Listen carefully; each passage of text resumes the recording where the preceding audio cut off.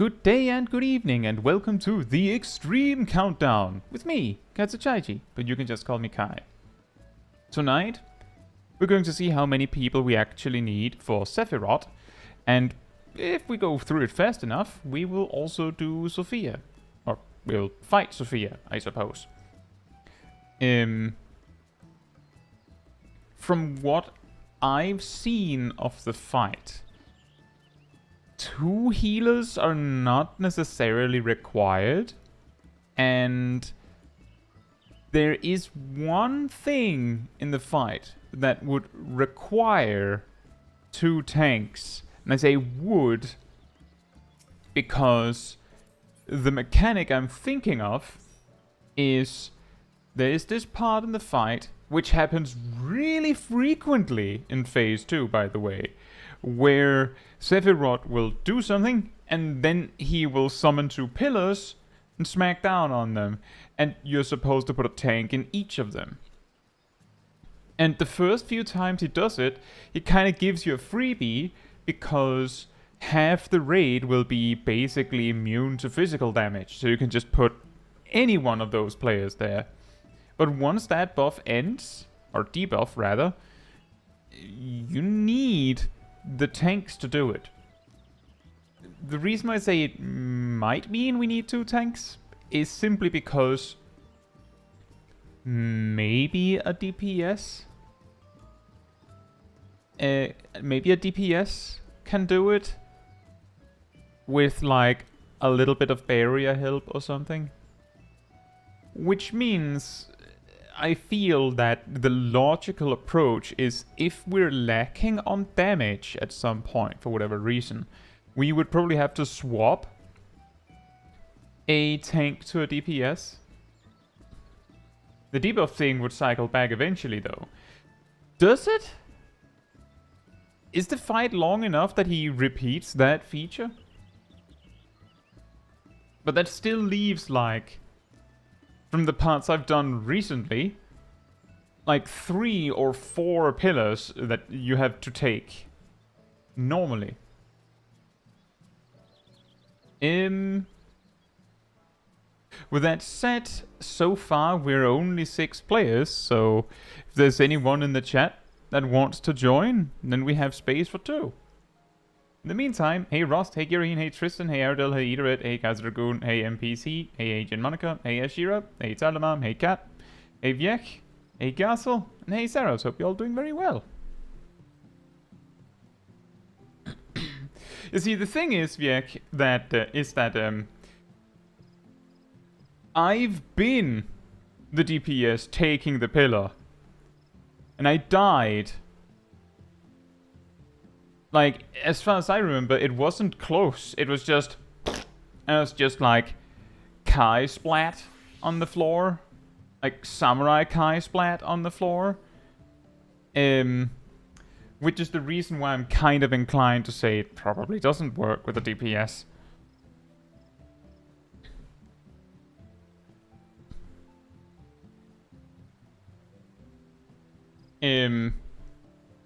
Yeah, Cat, you don't need to be scared of that. The worst that can happen is you go, oh, this is too hard for me. By the way, I think my chat is broken.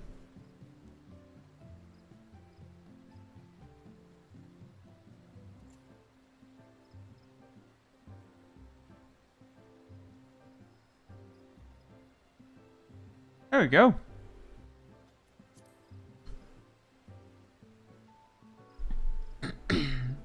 Yeah, worst case, you think it's a little overwhelming, you can bow out early. But we are 2 players short.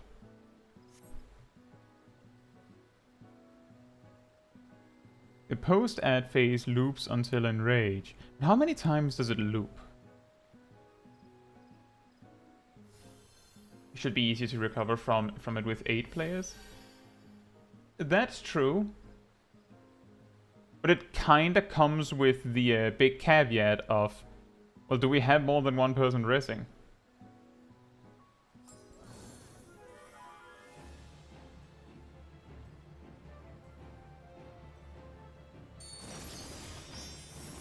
Because that's the thing.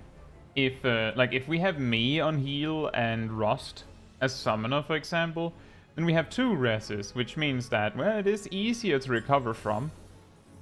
Doesn't mean that it is necessarily...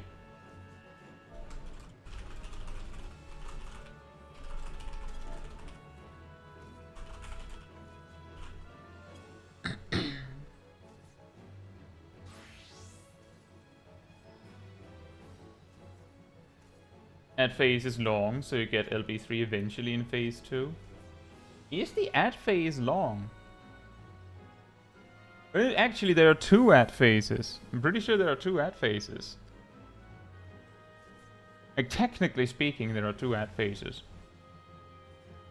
Because there's the ad phase in phase 1. And then there's the Storm of Words thing.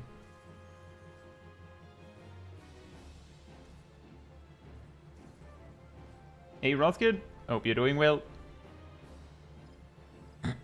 Knees off. You're doing well as well. Is the second ad phase in Extreme? Oh yeah, there is the Storm of Words, and it summons like extra ads on the side. I haven't recently gone past that.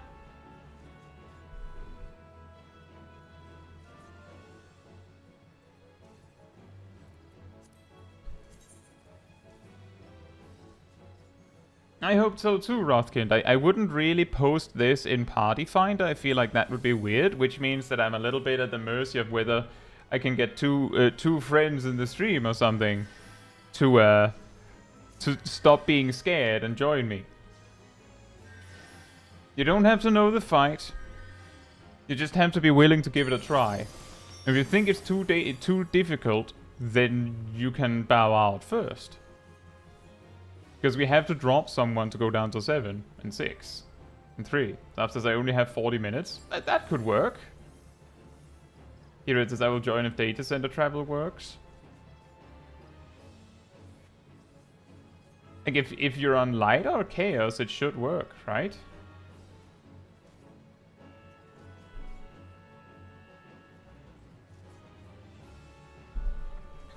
But yeah, if we can get started fast enough, Zaf, then you can just hop out first.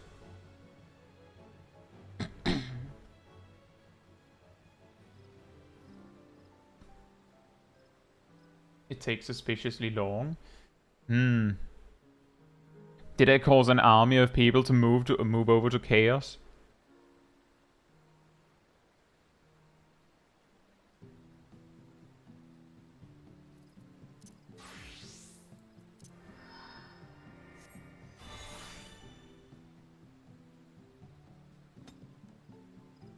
The Exodus.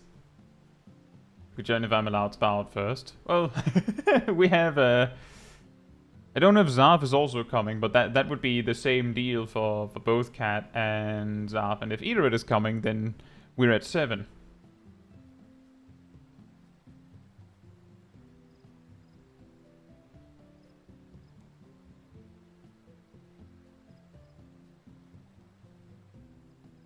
Zarf is actively traveling to chaos, alright. In that case, Cat, then you can enjoy your cooking. Then we'll see if we suddenly need a replacement or something.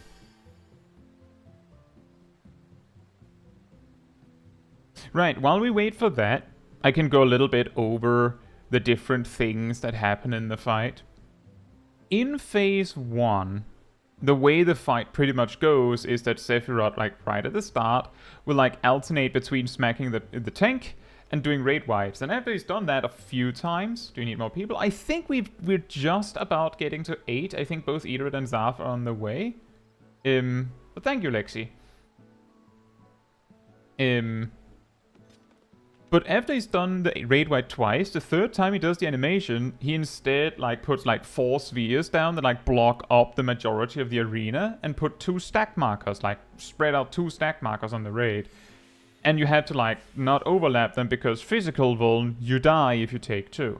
But furthermore, it's a physical vuln and it lasts long enough for Sephirot to kill the main tank if the main tank gets it. So basically, you need to split up the raid in 2 packs, and the main tank can't be in either of them. Then he'll like wind up to do like a big punch twice, which is a tank buster with like not really a cast time, I believe. And then he puts spread markers on pretty much everyone while he winds up to cleave half the room, so you have to get behind him. And if we haven't pushed him, the cast time is the punch animation. Yeah, I know, but there is no cast time, right? Like if you're the kind of person that goes, I figured it out, I'll just put my cast bar huge in the middle so I won't miss it. Sephirot doesn't play by those rules. He'll sneak that one in under the table. So you have to look at him. But if we haven't reached, I think it's 65% HP or so by that point, then he will loop and go back to the stack marker thing. But if we reach 65%, then the add phase starts, and the add phase is like one big add, 3 small adds, 3 small adds, 1 big add, 1 big add, 3 small adds, 3 small adds, or something like that. And when you kill them, they explode, but they don't give like a vulnerability debuff that makes it so that you have to stagger them beyond.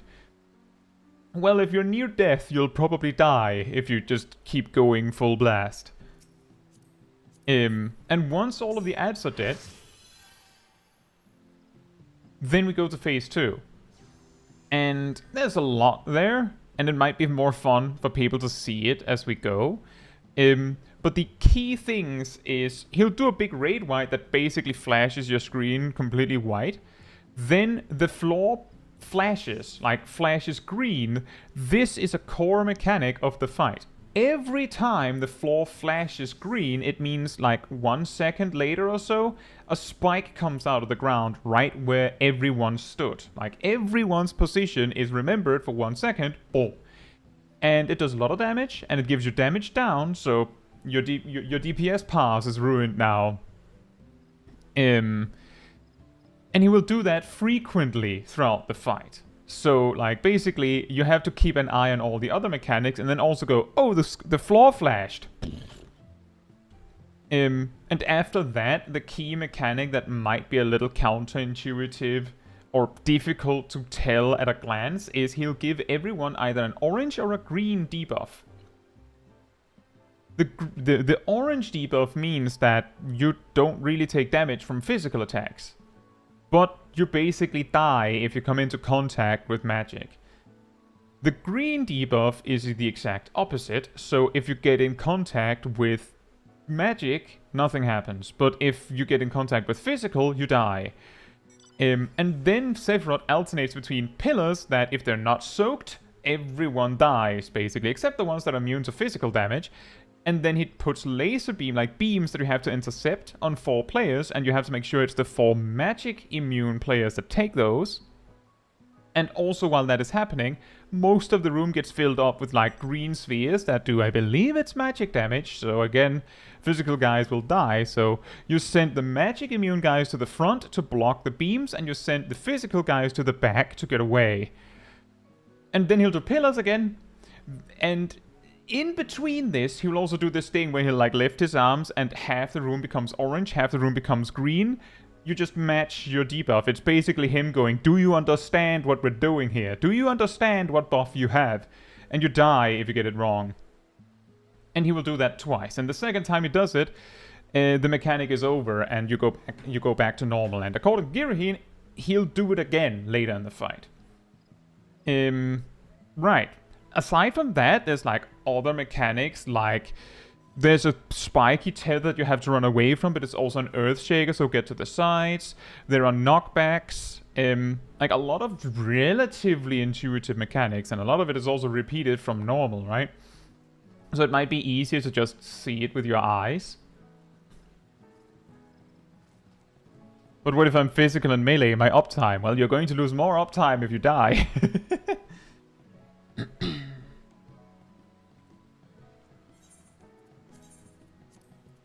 I'll just set this immediately so I don't forget later. I think, in regards to, someone did ask, are we trying with 1 tank? I think Since I have to leave early to have someone else tank. No, I think this is fine. And you leave earlier, and that gives us the perfect opportunity to see if we can do it with one tank, and then we can hop out if we can't. I will go as Scholar though. I think it'll be fine. And hey Ham and who else? I hope you're both doing very well. Exactly, aka Sephirot says.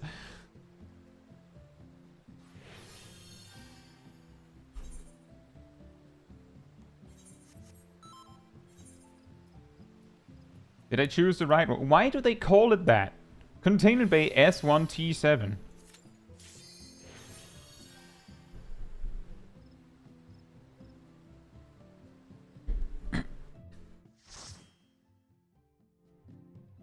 S for Sephirot. Ah. Is the one with Sophia also called S?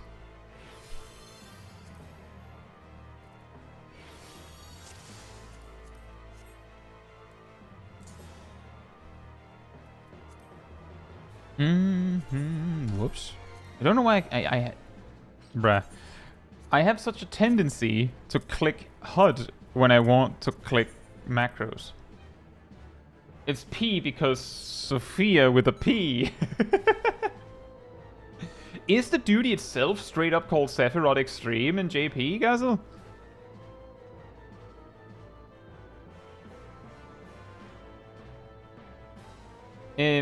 I don't think there is a swap in phase 1, Zaf.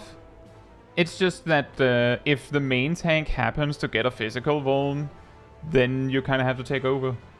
The big thing that we need a second tank for the pillars in phase 2. So again, we might be able to do it with 7, so we might be fine.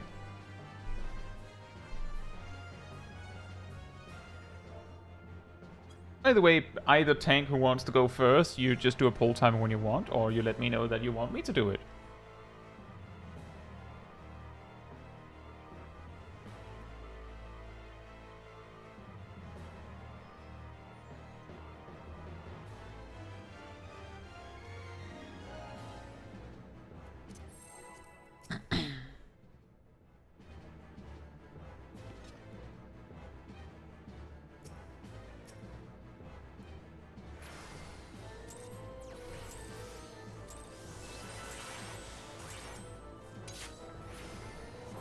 Are you sure about that, Philippe? Because I have been in here recently, and I have, as a physical melee DPS, gotten splatted by the pillar. So I don't think it's enough to just take it. Sophia with a P, if you tell that to a barista, you get a Porphia. You get Porphia written on it. Perfect. That's what you've been told. Well, the thing is, sometimes people make strong assumptions about what works and what doesn't. Oh, I did it unsynced this one time. By the way, the main tank can't be in the stacks. I feel like I was left alone. Why did everyone leave my stack specifically? We had 2 stacks, and then everyone left mine specifically. I'm hurt.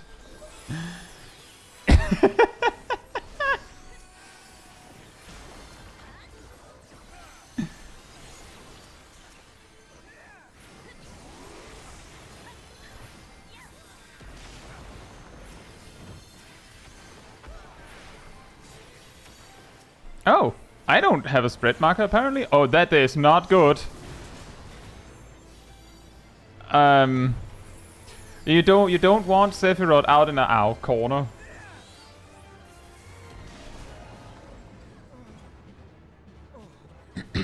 Right. So 2 things. 2 things.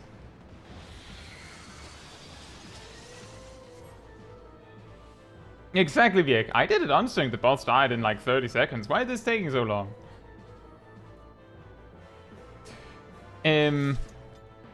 So 2 things. The first one is once we're not in the part where it's like the orbs and we have to like go like all to the side for the stack markers, we really want Sephirot like close to the middle, because when he does this motion, like when he like puts his arms out like he wants to give you a big bear hug, you have to get behind him, and if he faces wrong, then there isn't space for everyone. And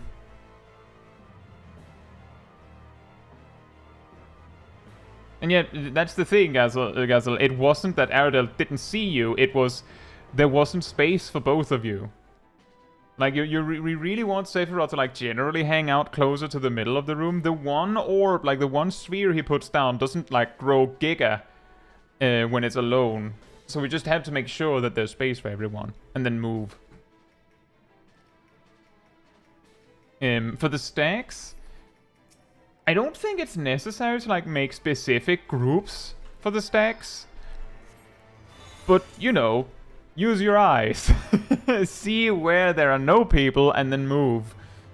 The specific funny part is that, given that we can only have 7 people participate in the stacks, 3 and 3 should be fine.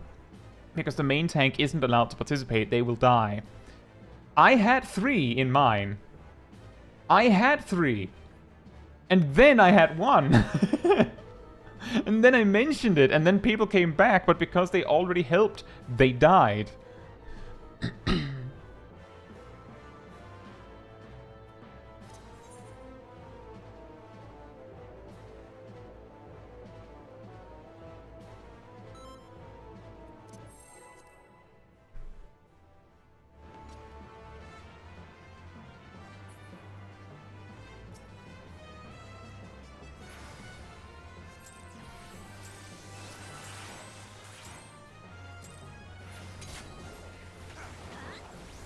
But yeah, there are probably slightly more structured ways to do it, but I don't think we need to do that.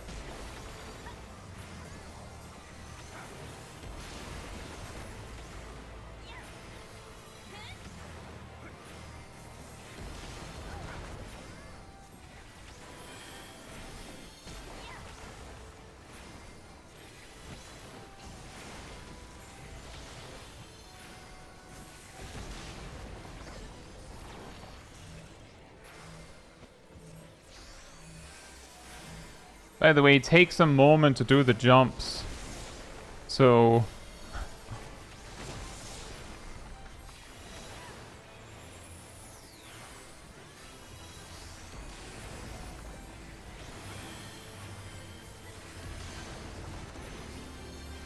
oh boy, he's doing a lot of damage.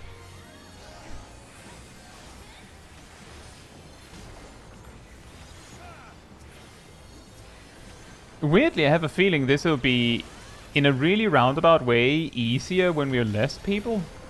Because there'll be less taking all those raid wides. A guide says that physical people can indeed soak the towers. Well, I guess we'll try that. For now, we're just doing it with tanks, since we do have 2.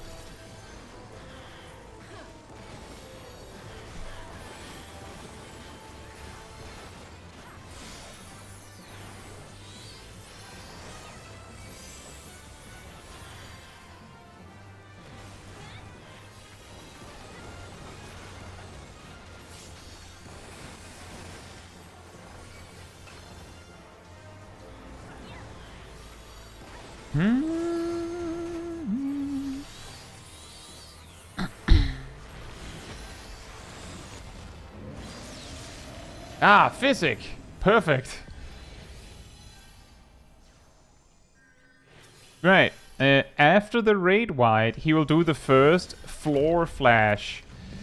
It's a lot easier to dodge if everyone stands like center and then just run to a side. After the flash. So it's not yet.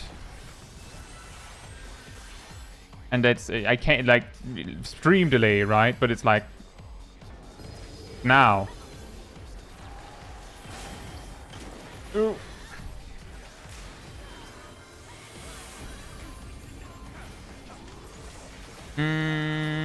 We're 1 magic buff short. That is going to be a problem.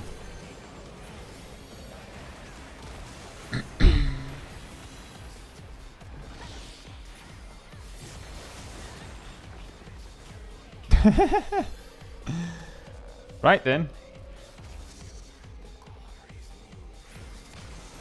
Why not Sage for this? Why would Sage be easier specifically?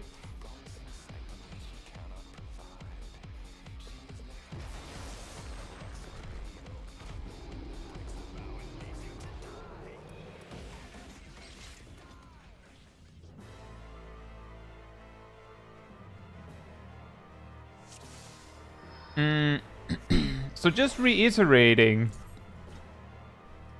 Phase 2 starts. Raid wide. Floor flashes move. Like, as in, the moment the floor flashes run. Anywhere. But not where anyone was just standing. Then he gives everyone a buff.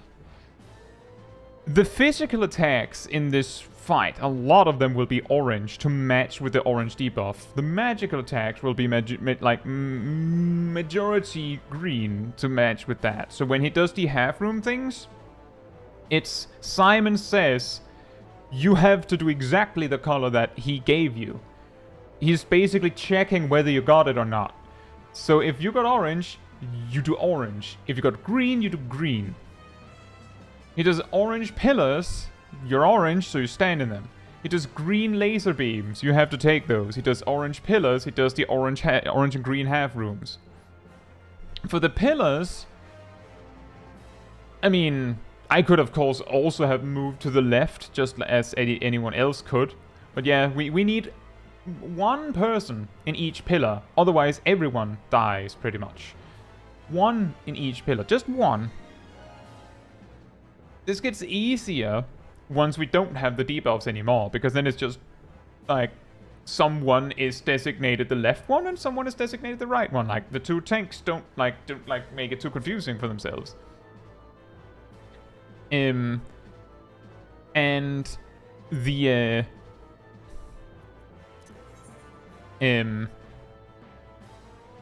lasers, like, we didn't really get to see those. And that is correct, Zav. That's also what I said earlier, is that when the laser beams happen, the green players run to the front, like all the way up to Sephirot, and the orange or yellow players go backwards to get away.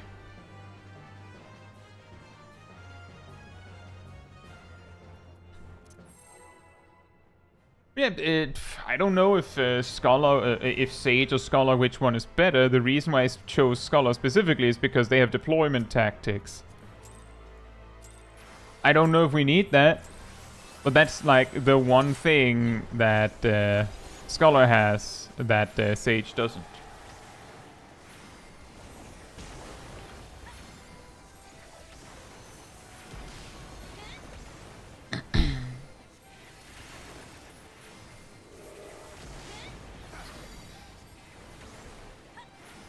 Yeah, you are right that the lack of recitation makes deployment a lot less reliable, you could say.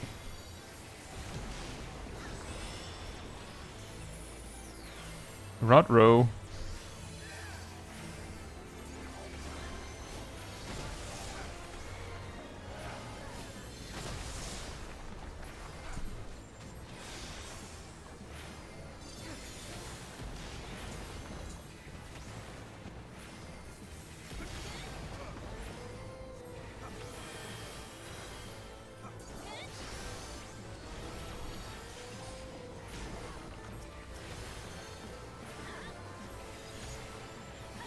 I might try that when we beat this, so that we don't drop Echo just so that I can switch to Sage.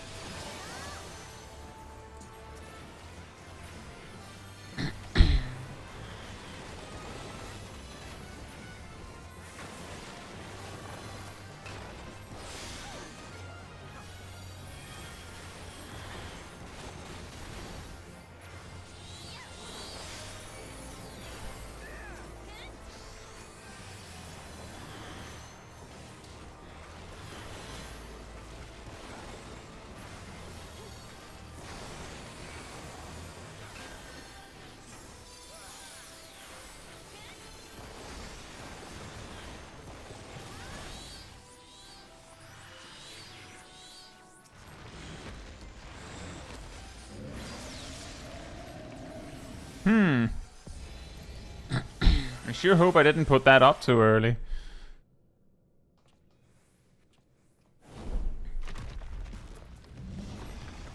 Yeah, that's also true, Rothkind. And in a lot of mechanics, you would be expected specifically to not match the color.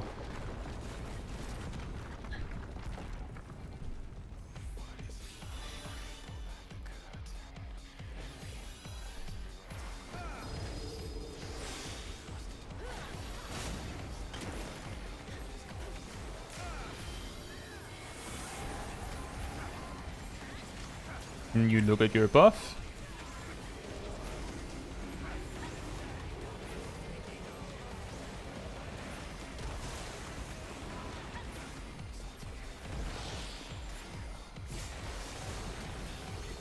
Ooh, this is going to be a little weird. That sphere is in a weird spot.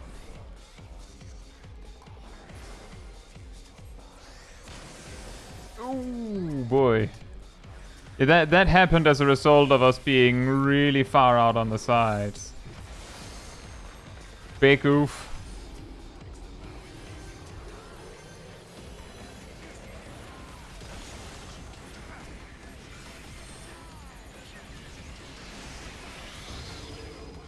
Spikes.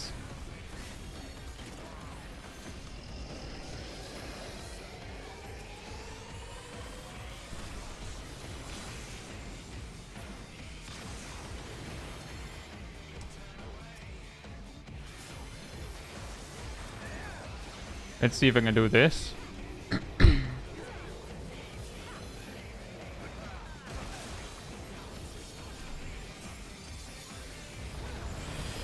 There's the spikes. This is a bad position for us. Yep.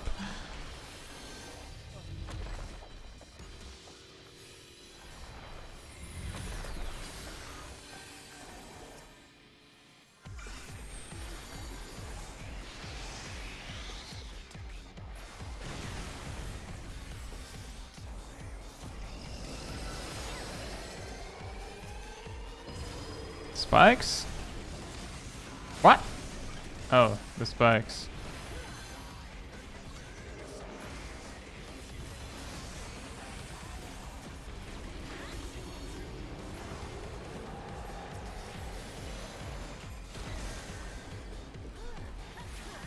It's a big knockback. Right, I should probably have mentioned that.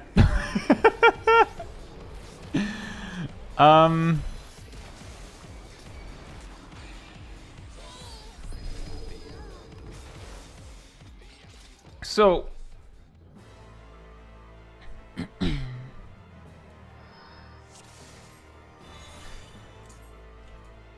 this is what did I do wrong on the tether exactly?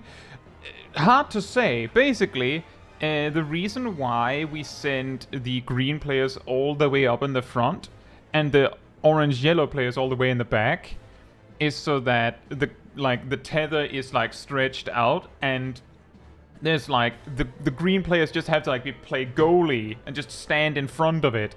But because one of the spheres happened in the middle of the back of the room, the orange players couldn't stand perfectly in the back. So it was like out to the sides, and the green players didn't see that, which is fair. It's not easy. And Aradel was the most far out to the right.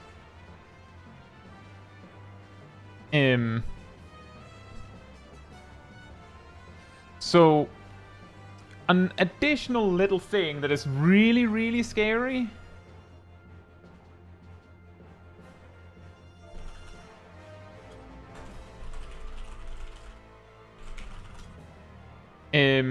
is when the triple knockbacks happen. He shows the first one, the blue circle that means if you stand in it when it resolves, you die. He shows it, then the floor flashes. Then he smacks, which means that a really good place to put the spikes from the flash is in the blue circle you don't want to stand in anyway. Which means that a somewhat optimal thing to do is he winds back, blue circle appears, you stand in it, despite all reason. The floor flashes, you move back to get knocked back. Because if you stand where you need to stand to get knocked back first, then you bait the spike to where we're standing, and then we die. Or at least take a lot of damage.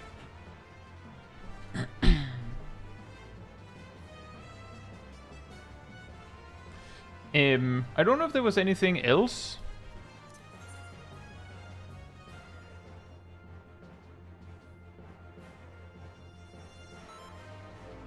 Match color, stand in bad blue. Yeah, exactly. Is it opposite day?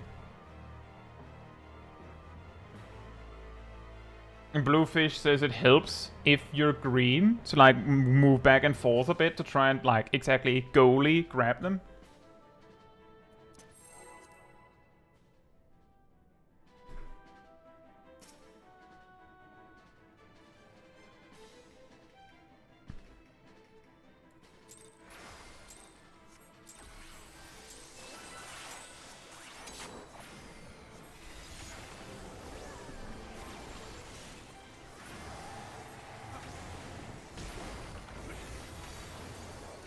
But I also noticed that he does just a lot of damage. So to like single healer is also quite something. But I think we can do it.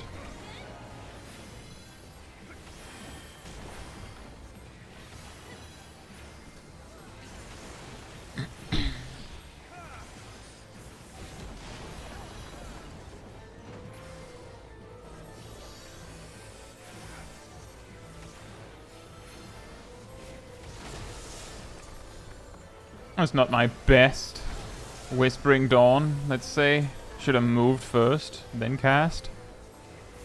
Oh well.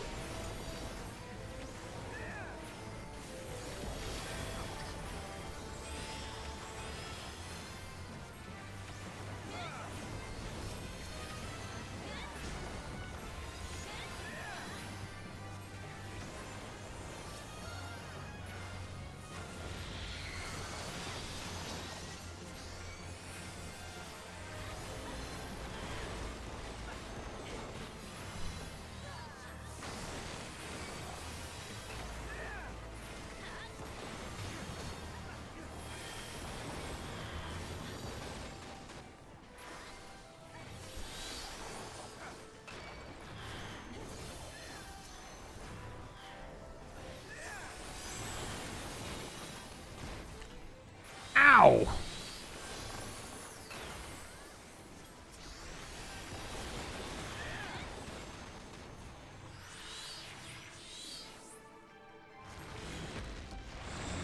A test of your healing skills! That would have been a very different fight, wouldn't it?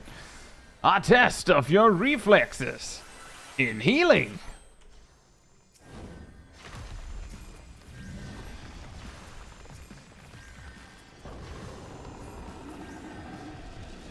He burps. Urgh.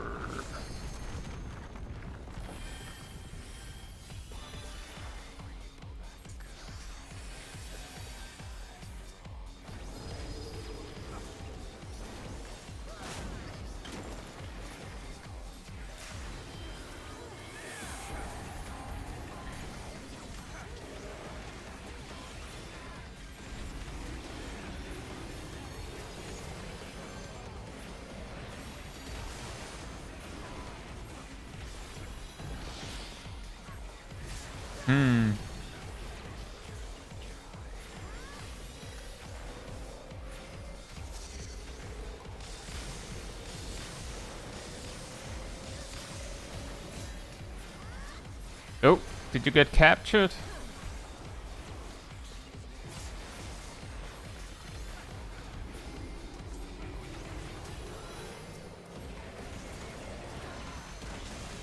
I don't think I can make this. Nope, it's on me.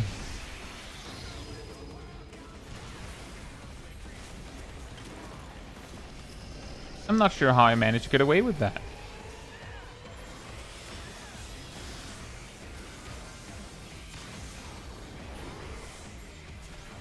Pillars? Pillars? Uh-oh.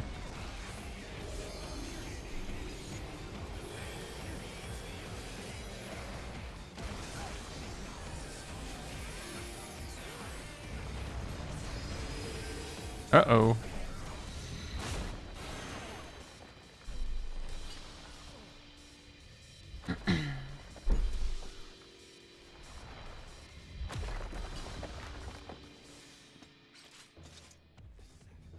Philippe, while we have the orange debuffs, the pillars do no damage to the people with the orange debuff. And the previous tower, we had the orange debuff.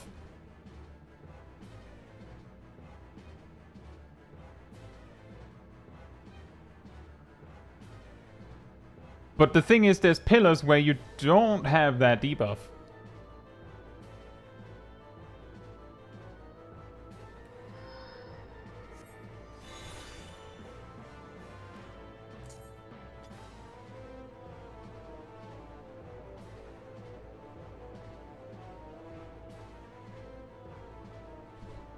Yeah, so just reiterating, when the triple knockbacks happen,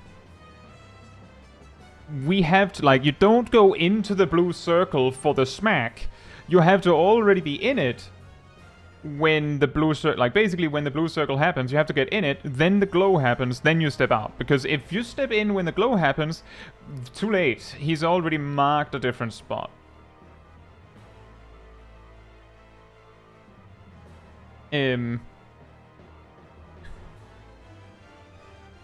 Exam says we got 15 minutes. Well, then hopefully we can get it down in a few tries.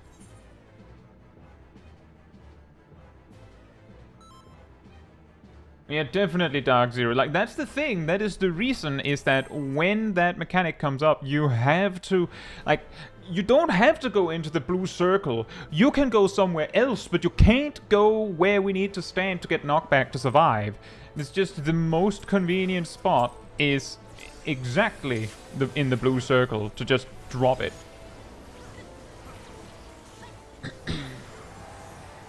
Like, that's it.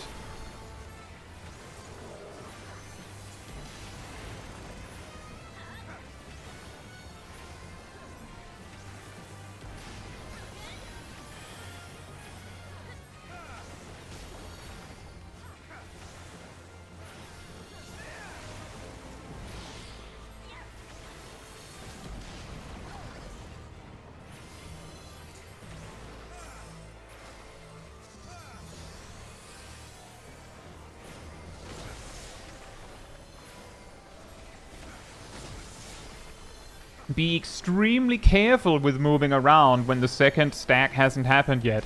Because it's not a snapshot. If you actually move over to the second stack before it resolves, you die. If you were in the first one. You know, like, it's actually safest to just not move until the mechanic is over. Oh. Well, we skipped a lot this time.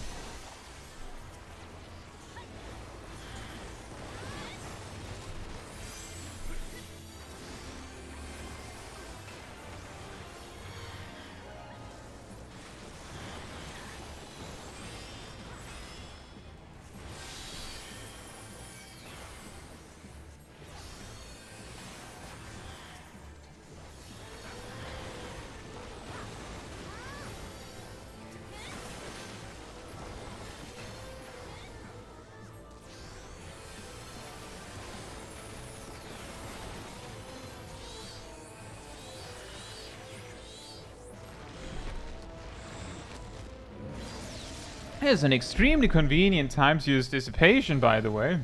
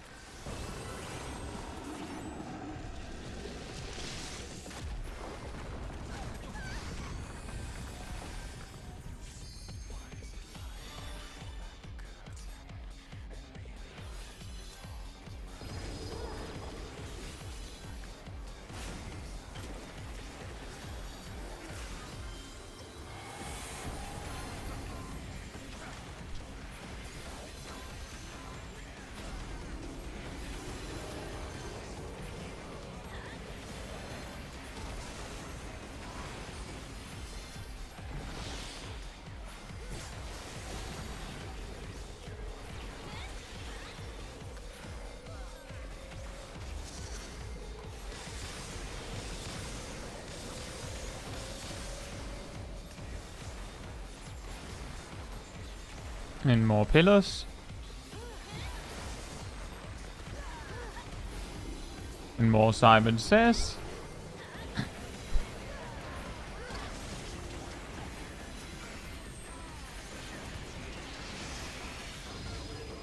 And spikes.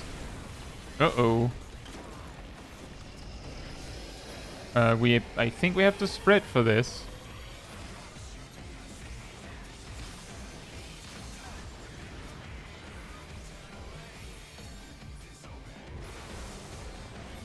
Yeah, there is a point. There's a thing to be said here that it doesn't seem like the pillars do a lot of damage. Like, it's not that bad.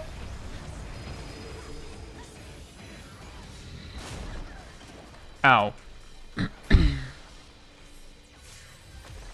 Right.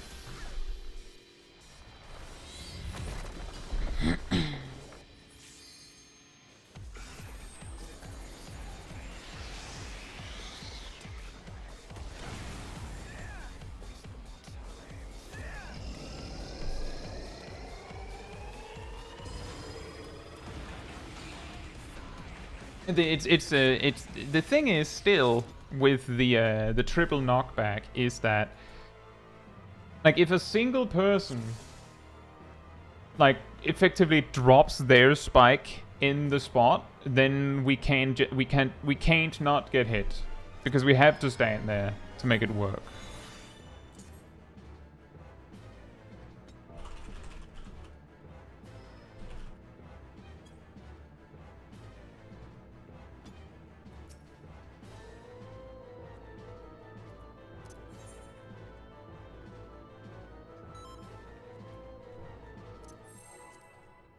So it's again is that basically you don't have to go into the blue circle if it's too scary, but you have to, like,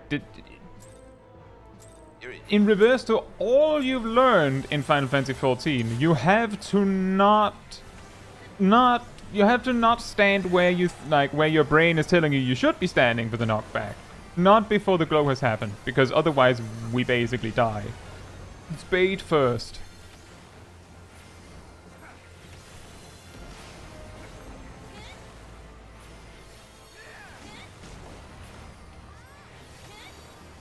As I was moving before the glow that time. I mean, if you go out to the edge or something, like over to a side, and then just start jogging or something before the mechanic starts resolving, like if you're out of the way of everyone else, then that isn't exactly a problem.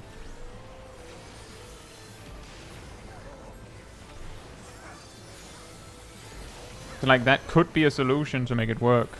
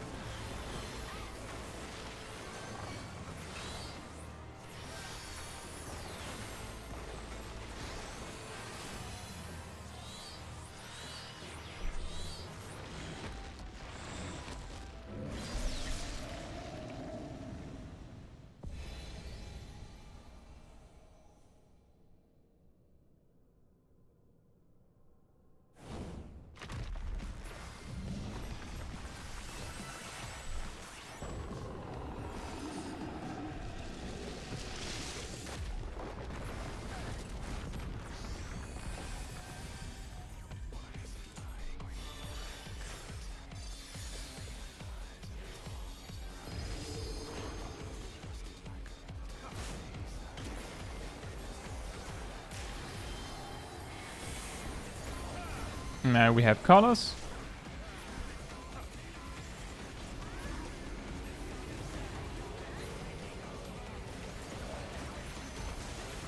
Great.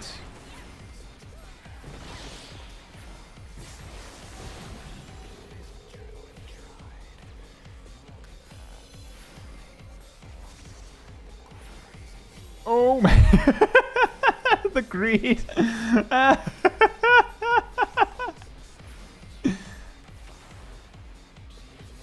I don't know if that counted.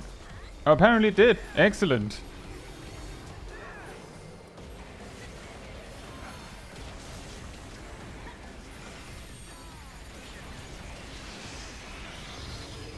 Spike after. Everyone's still alive, that's good. Probably spread out a bit for this. It's like, it's basically lasers again, but with no tethers.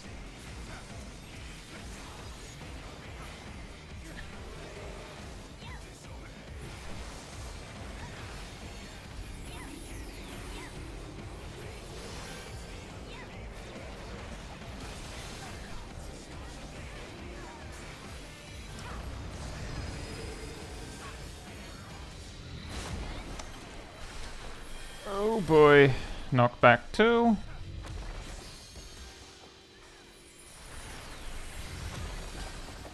Oh, that's not good. We're alive though.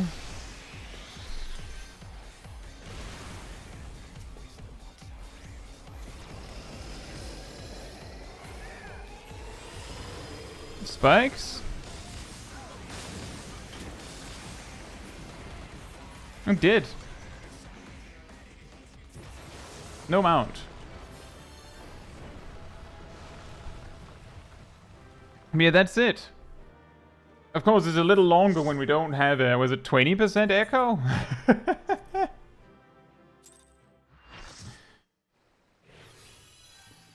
Right, so I know Zarf has to go, and I get the impression Gazel didn't feel super keen. And yeah, there are a few more mechanics. We didn't see Storm of Words, for example. So that does mean we're down to 6. Was there anyone in the chat that also wanted to join? You might want to explain how the knockbacks at launch works for the next set. See, here's the thing, look at the Magie. Yeah, I need exactly one more, Han. Here's the thing, look at the Magie. I've been on Sephirot Extreme Synced. Outside of this, twice. I've never been in a group that actually got past Storm of Words, so the only way I could actually tell you how it works is by reading a guide. You get where I'm going with this? I haven't seen it in Mental Roulette be done.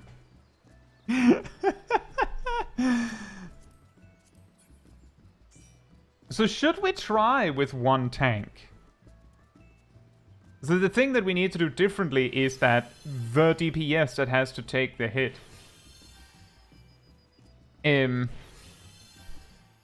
Like, it kind of has to be consistent, and then I'll try to put Atlo on them.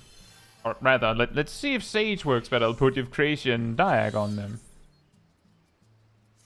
Exactly, Zarf. The problem is, like, with this fight compared to a lot of other extremes, is that there's so many things in this fight. And there's just so many things that, like, if you sit down and explain it, like, if you enter the duty as a mentor and you see 7 sprouts, you go, alright guys, let me explain how the fight goes. It'll take you like 10 minutes to explain everything. And then someone will still go, what was the orange and green buff thing again? What was that? And then you'll wipe on the stack marker at the start. So, like, it's so much. And yeah, that is actually the same as on normal Look at Magie. The Storm of Words has to die. When it dies, there'll be a stack marker. That stack marker you have to be in, because it shoves you up in the air, and that happens to make you dodge Sephirot putting basically all of his arms on the right and just like shoving everyone off. Like Sephirot is not stupid. Because he does the thing that we sometimes think, why didn't the boss just do that? Is he's so big that he could probably just shove us off the arena. Like he would just take his arms and just and that's it. It takes him a while, and he gives us an out before doing it, but he does actually go, wait a minute. And his enrage is shoving us off. Well, there you go.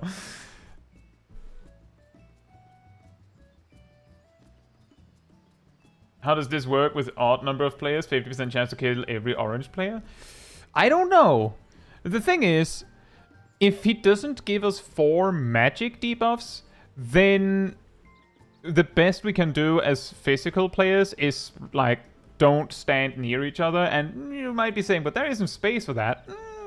Almost. There's almost space for that. So maybe only one person dies.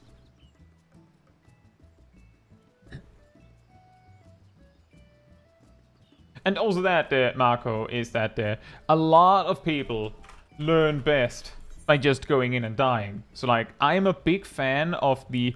Right, there is a mechanic, like, 5 minutes in. We just quickly have to go over. When this happens, look for something like this. Like, if it's something that is completely impossible to get, like, understand when you see it, you just mention that. Aside from that, let's just give it a go, and then we'll see what we need to talk about when we wipe.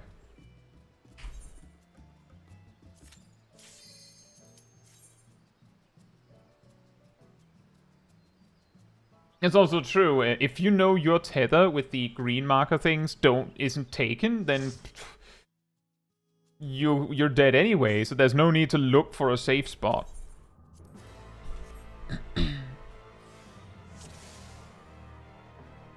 One more thing I don't fully understand, why do I get magic vuln during mini phase? I think it's the big guy that gives you that.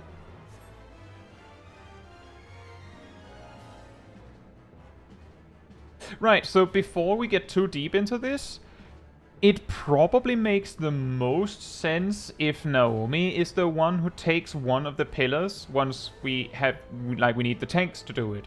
Because Reaper, Arcane Crest, OP. So if we can make like a rule where Rust aims for the left pillar and Naomi aims for the right pillar, then there isn't any confusion about that. That's, of course, that's only once we don't have the physical buffs anymore.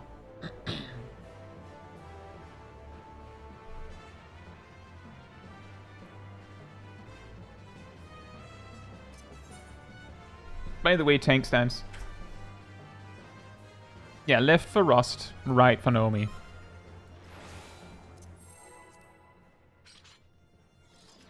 And yeah, then we have to see what we do when we see the magic and physical debuffs go out.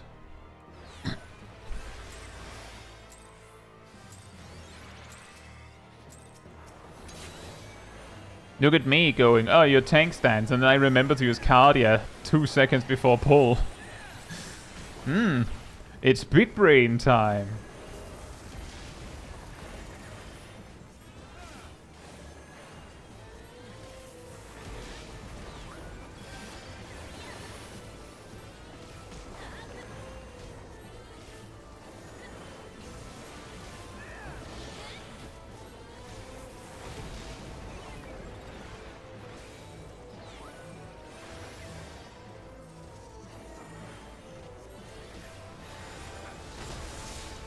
Oh man. Now that's a lot of damage.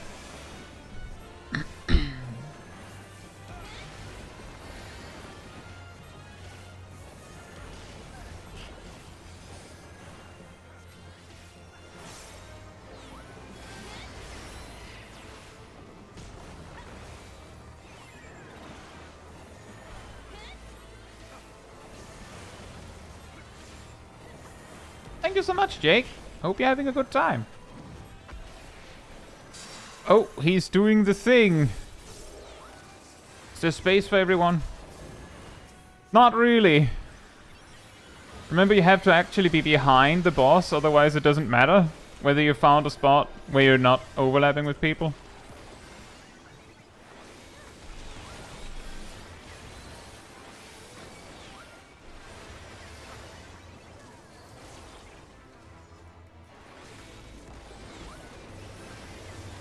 Yeah, I see, Marco. Oh, wow, that's a lot of damage. See, here's the problem that we only have one rest, isn't it?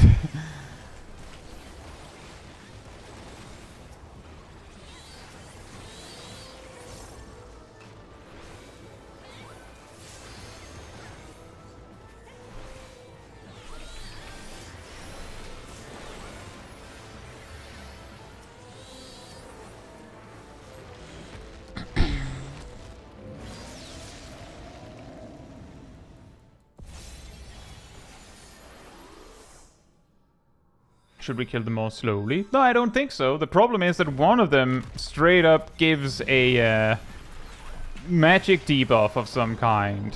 You could kill them more slowly, but I think the problem is something else. Oh, that hits through invuln, by the way. Weird.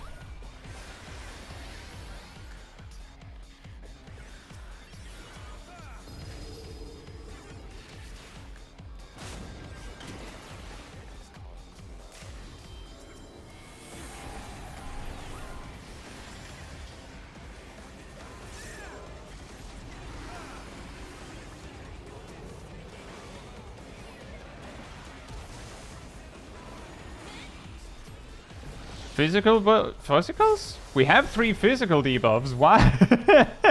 Right, I've gotten mine. Left one.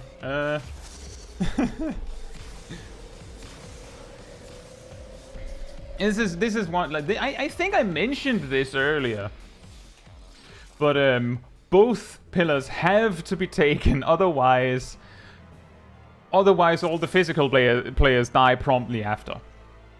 So like it is in your own best interest to get it right. And I'm not pointing any fingers at anyone specific. There were 3 players and only 1 pillar was taken, so there were 3 possible contenders. That's the joke. But I'm glad to have you in the stream, Marco. Hope you're doing well.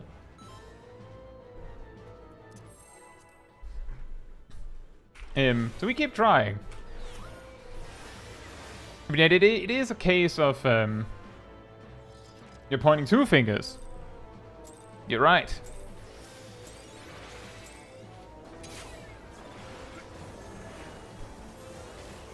Where the main point that I'm trying to get across is that it's like it's one of those mechanics where it's like all hands on deck. You can't move because of cast times. Well, screw your DPS. Save the group for your own sake. Or you can't move because I don't know, whatever. Cast times. I'm busy with my rotation. Oh no. I'm alone. Oh, that's when I roll the big crit, right guys? That is a bigger DPS loss. Yeah, indeed. Now the question is, what do we do about the ad phase? Because those hurt so much.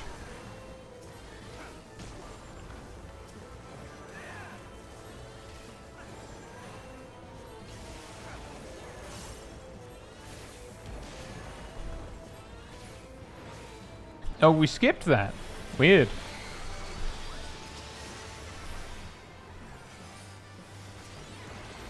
I'm not sure what we're going to do, because I'm pretty sure what killed Rust is that. And then the small guys do magic damage exclusively or something like that.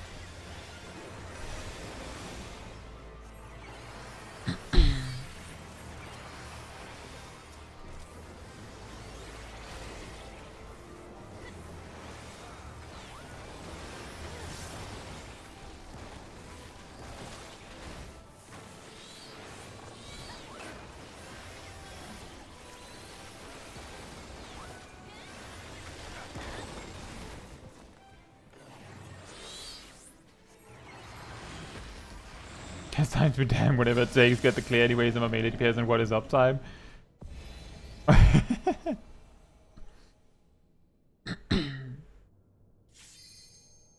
Just to be certain, is that a genuine question, Duskit?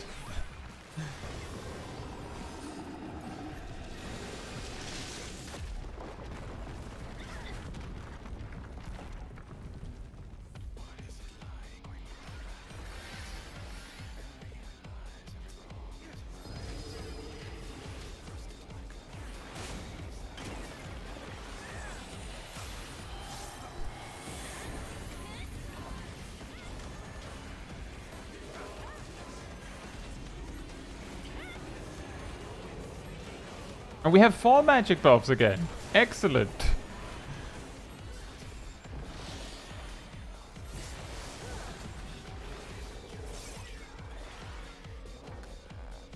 Oh boy. Just in time.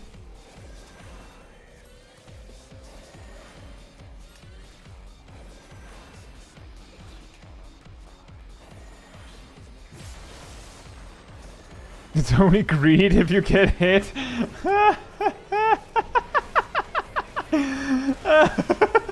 It's only greed if you fail it. I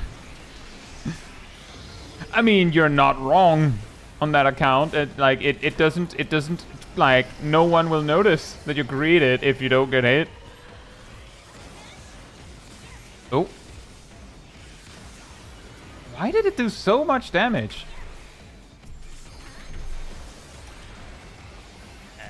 Wow!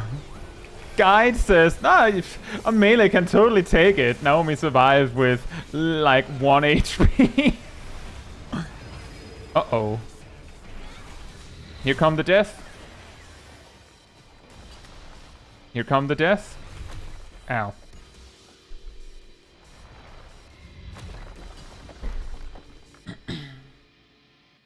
It's only greed if you die. I was just saying, we're actually, that was really, really well done. We almost had him. But yeah, it does seem like if we had 2 tanks, the ad phase would be easier, but we kinda did it.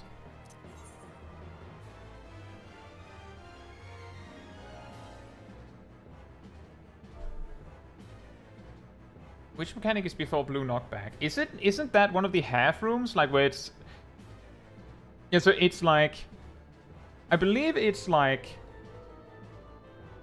half rooms? Like it's like tethers, half room...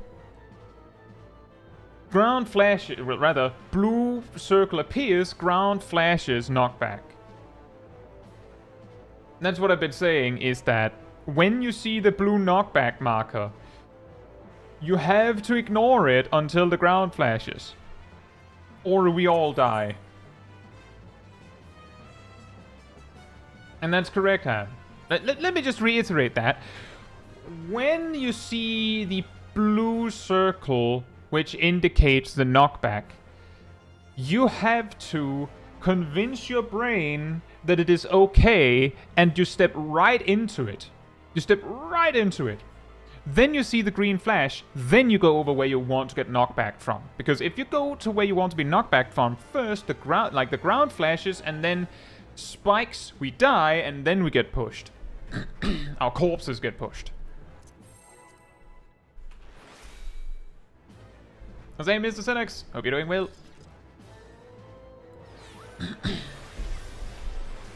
Yeah, the ad phase went pretty well. I think we can make it work with the strategy we kind of went with. The time until the next phase begins is so long that I had actually recovered most of my MP in time.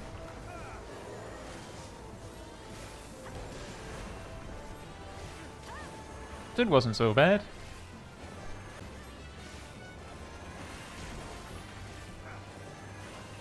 The melee didn't die, so it's survivable. You're right. But the guide Philippe found, like, based on what it sounded like it was like, nah, it's not even a big deal. It's easy. You just take it. It's easy. It didn't feel easy. Don't help with 2 stacks, or you die.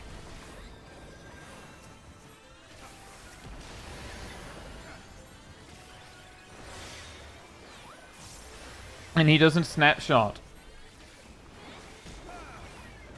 So you have to, best advice for the double stack markers here is don't move until he's done both stacks, because you will die from moving around too much otherwise.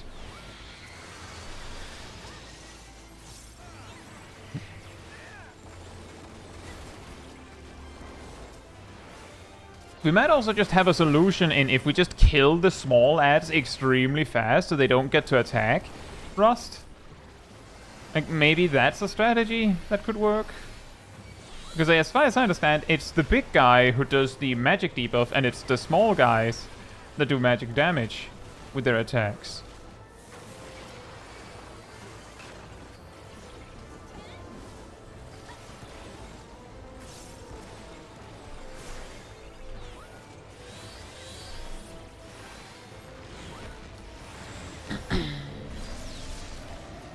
Yeah, that's the thing, Philippe. Like, we were exclusively talking about we need 2 tanks to take the pillars when the yellow debuff is gone. Because the yellow debuff basically gives you hallowed ground, but only for physical damage.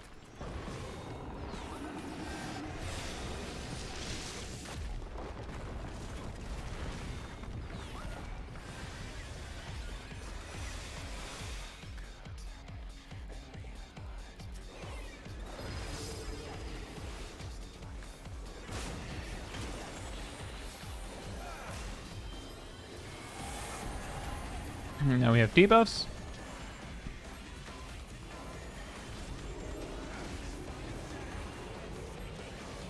And we have 4 magics again.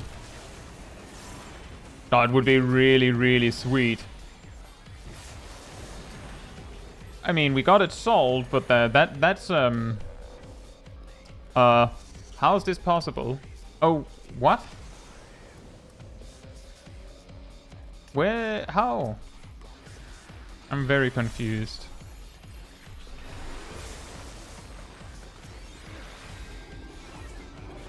Didn't we have 3 magic guys alive?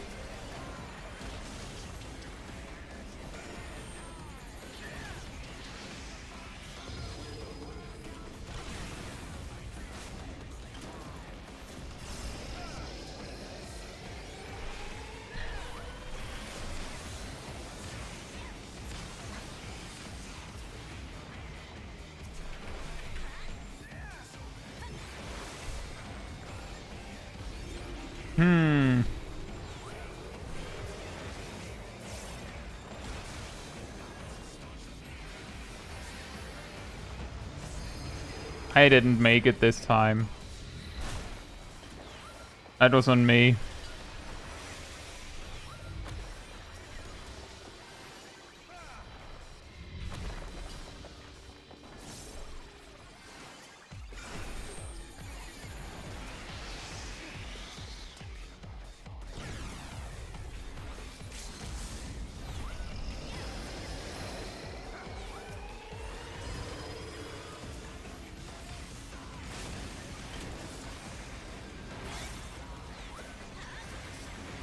Pillars?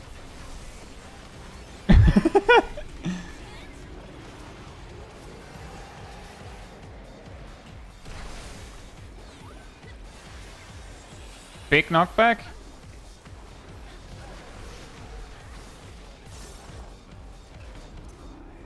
There will be pillars in the front of the room in a moment, by the way, so...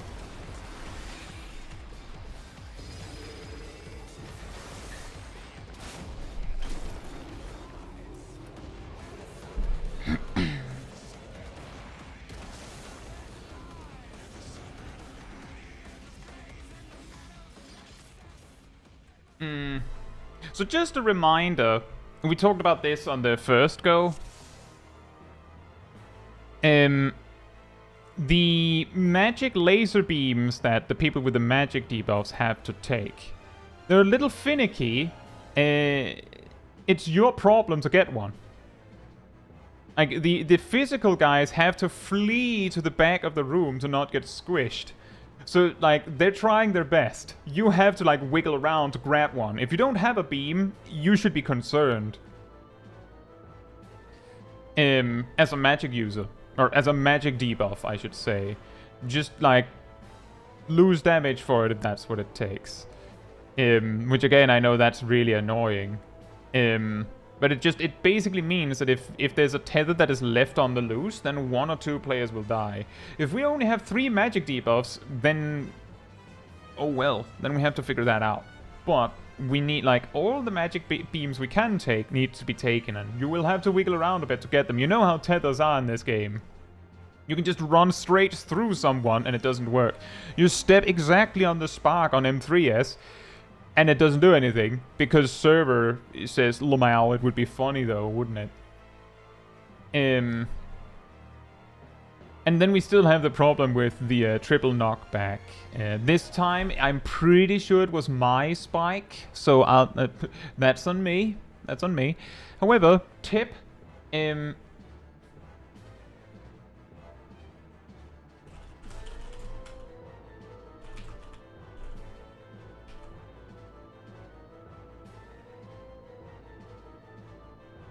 Ham says there were 4 tethers and one of the magic resistance players were dead.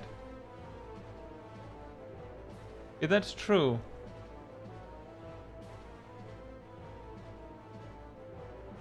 Right, I am an idiot. For some reason I was like, well, there's only 3 physical players, so there's only 3 beams, right? Sorry about that. It's true, if there's a single magic debuff dead, then someone's going to die, that's true.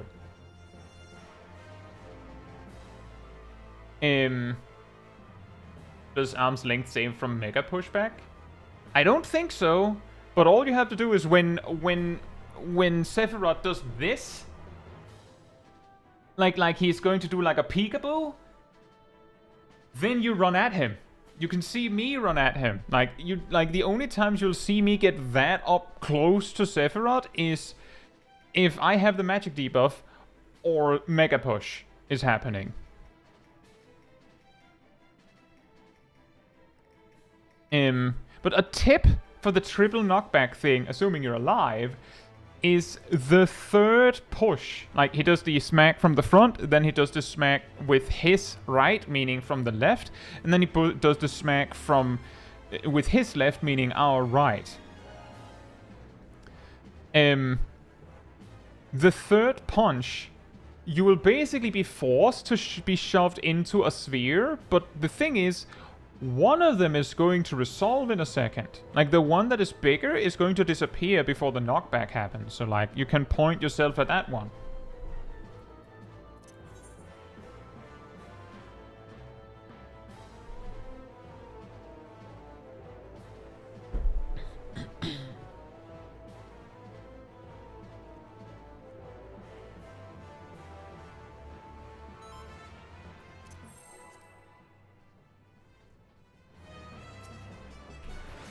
But it is not an easy fight. It is pushing the limit a little bit on how on doing this undersized, you could say, I think.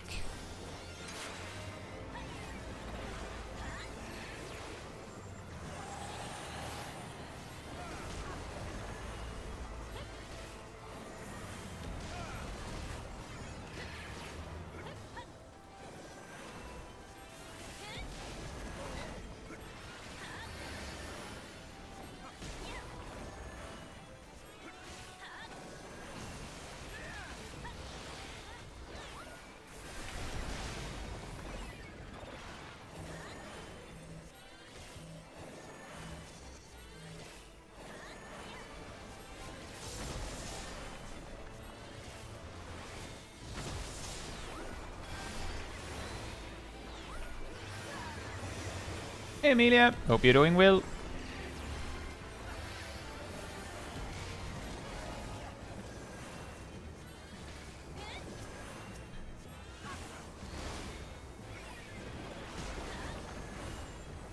Is the second punch in that tank buster like a lot weaker or something?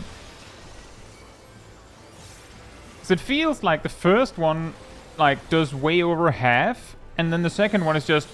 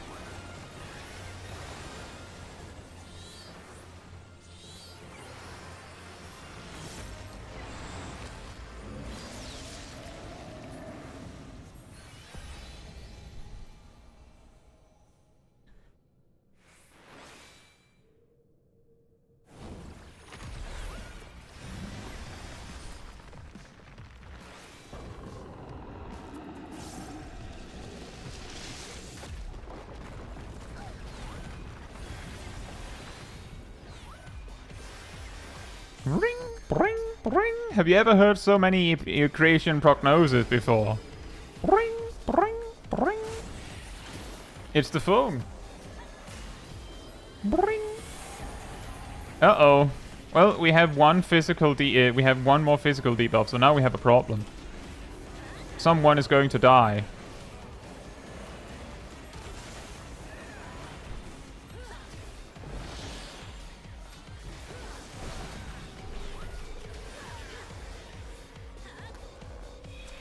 The tether not taken is going to die. There's 2 deaths instead. What? Why did Mino die? Wait, how did we get so many deaths? Did you all get squished? Well...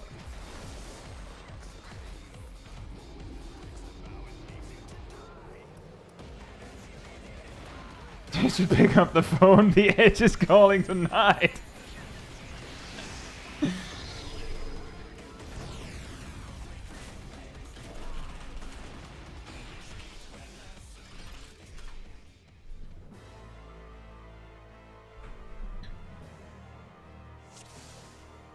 The edge is calling tonight! Bring, bring, bring, bring.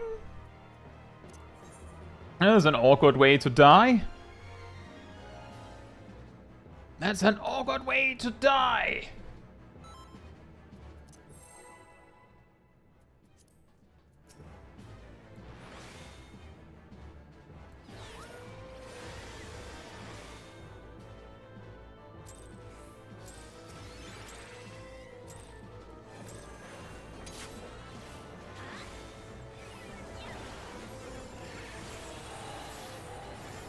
I'll say, after all this, don't feel nearly as bad about feeling Sephirot is so hard.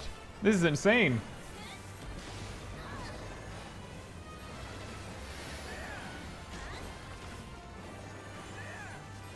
The edge faces plus E-proc plus Pepsis. Yep. Oh boy. Well, I'm going backwards. I sure hope I can find some friends. I have one friend. A brave one indeed.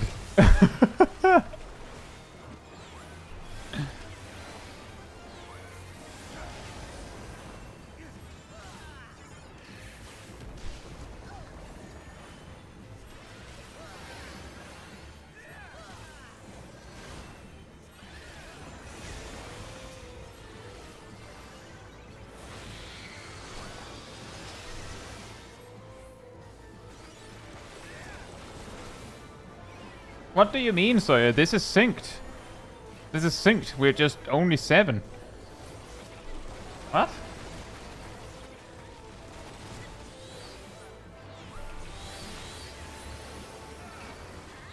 Huh?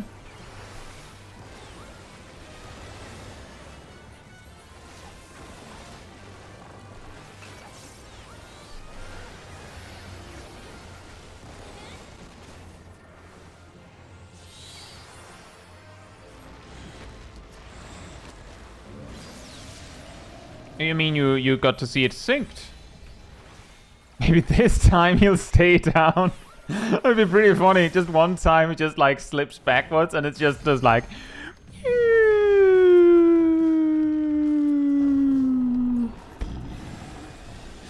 And then like the duty complete jingle plays.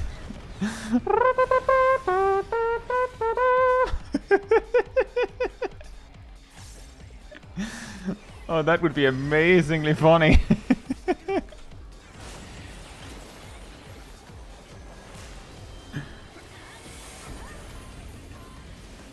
Alright, 4 magic debuffs this time. Now we have the easy version.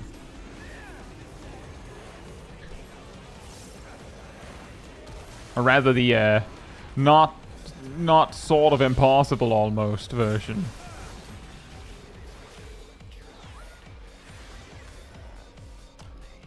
Oh, that was the last second.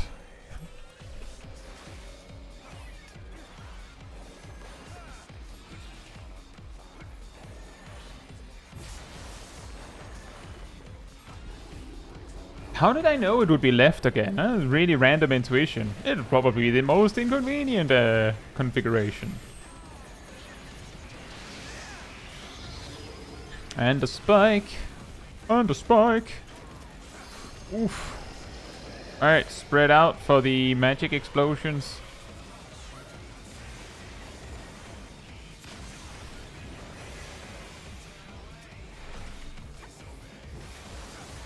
Oh, 0 damage! That's what a crit gives you. Wow.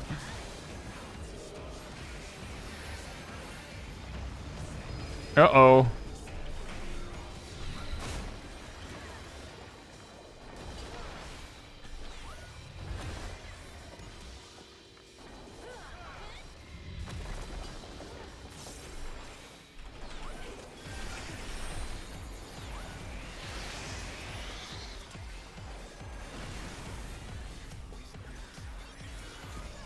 It's a cone, by the way. Spike.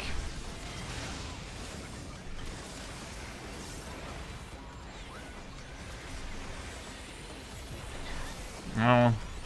But somehow that counted.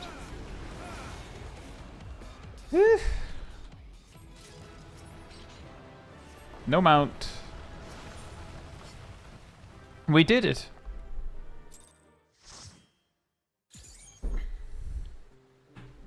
With 7. No worries, Sawyer. It was just a little confusing. So just a reminder, just in case it wasn't clear, is that the Earth Shakers, which is when the pink spiky tethers happen, and then like they turn purple when you run far enough away, those are, from what I can understand, they are proximity cone AoEs, which means that if anyone has those Earthshakers, then it's really dangerous to get close to Sephirot because you're just going to get clipped by a cone. There's also the part that like just being a little further away is safer. Elf sacrifice worked. Will 6 just demand a sacrifice? I guess so. Which would suggest, if so, that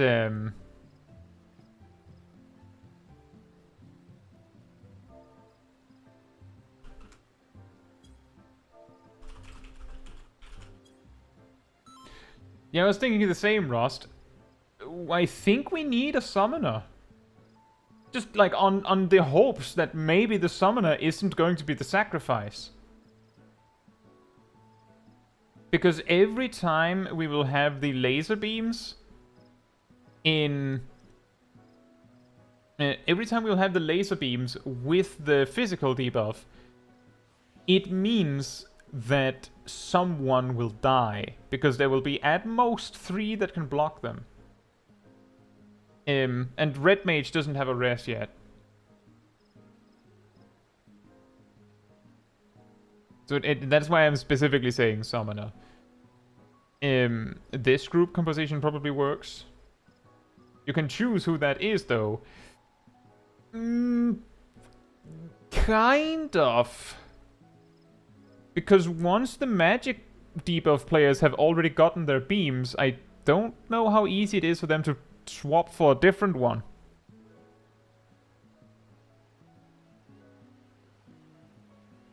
I guess they could. Can they?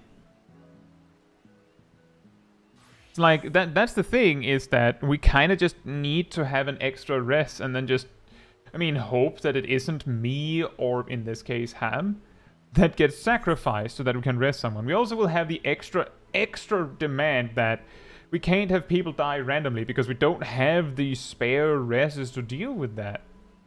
Probably.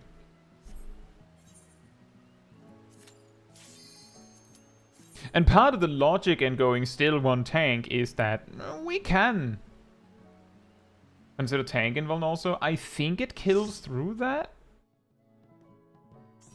I would guess. But that's true, that's also something we could try. We can also hope really badly that maybe Sephirot goes, what, you're only 6? Well, then I have to scale down too. You can hope.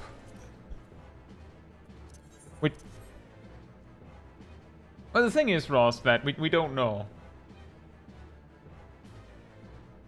Could a Black Mage with Mana Ward on your shield survive the tower? I don't know. But we have a Summoner. They have Radiant Aegis, so that might work as well. But I'm pretty sure the physical defense of a Reaper is substantially higher.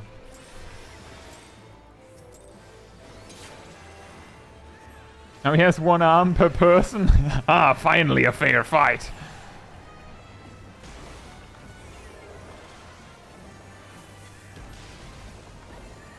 Exactly because of maiming gear. Exactly because of maiming gear, they have significantly more physical defense. And then there's also Reaper also has Arcane Crest, which means that like the barrier difference between a Summoner and a Reaper isn't that gigantic.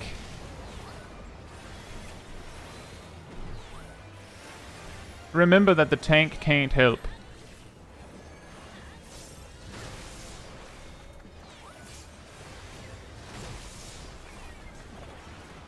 And the reason I word it like that is because you can absolutely just force Rust into the stack. Rust will just die.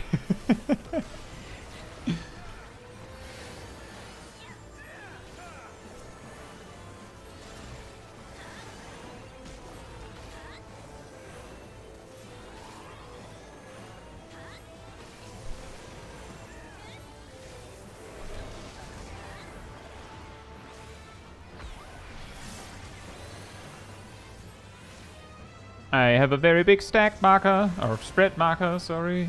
It's not exactly the same as a stack. It's actually the opposite. Oh boy. Oh boy.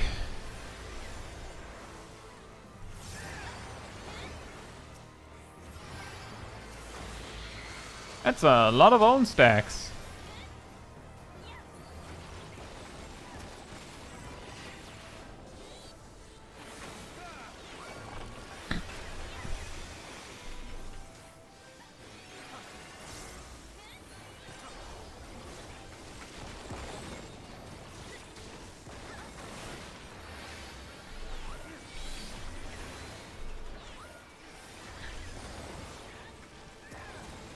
They call me Captain Heal Check.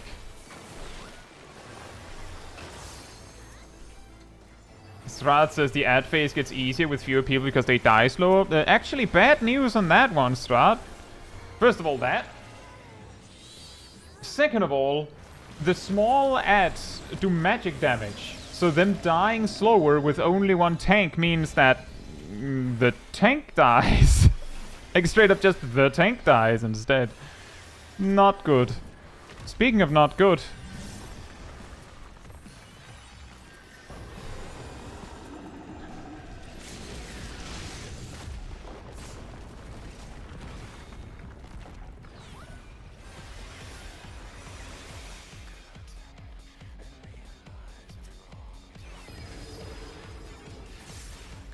Just have the tank not hit the small ads? That is a solution, yeah. Well, he at least distributed them evenly still.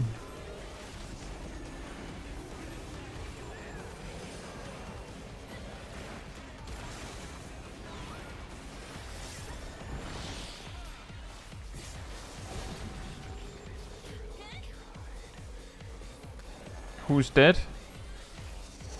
That's a problem.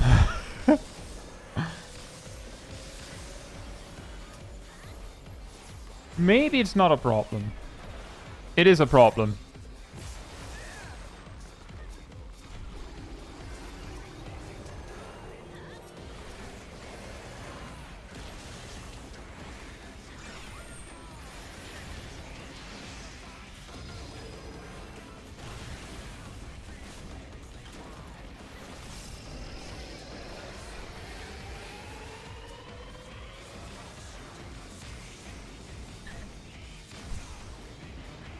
Uh-oh.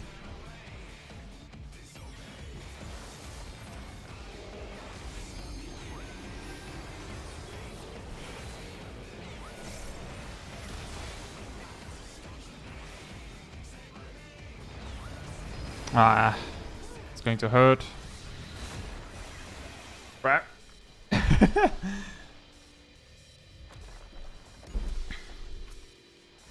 Wait, was that? That was first pull, right?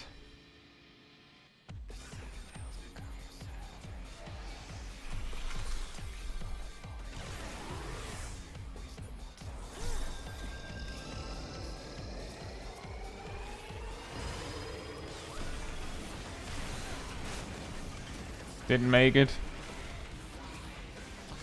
Ah.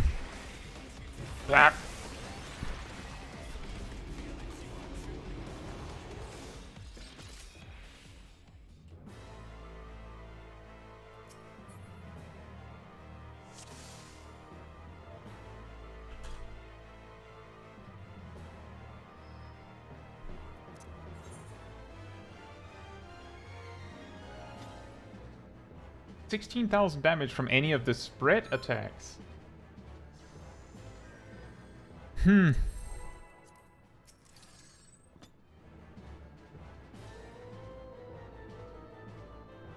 Just heal LB3. Do we have LB3 at this point?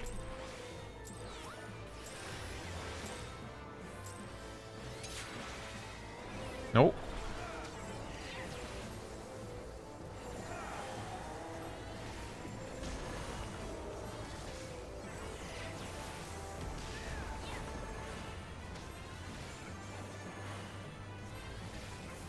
That's also a good point, Cat.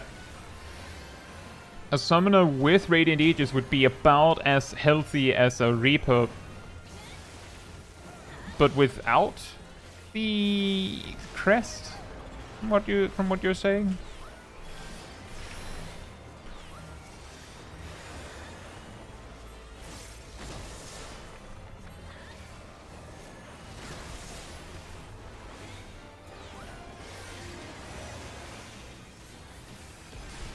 And then also no defense.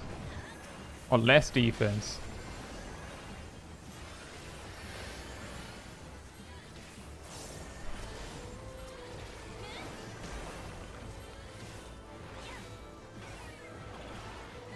But I think we can do this with 6. I'm less confident about doing it with 5 because of the laser beams.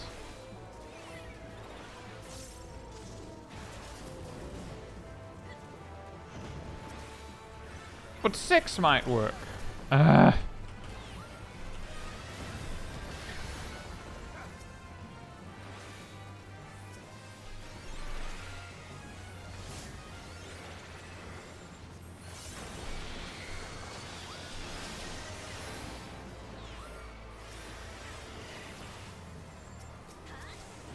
That's bad. But that is a good tip from Strat, is that if we can just have Rust not tank the small guys, then the fact that they hit like for a lot of magic damage wouldn't be a problem.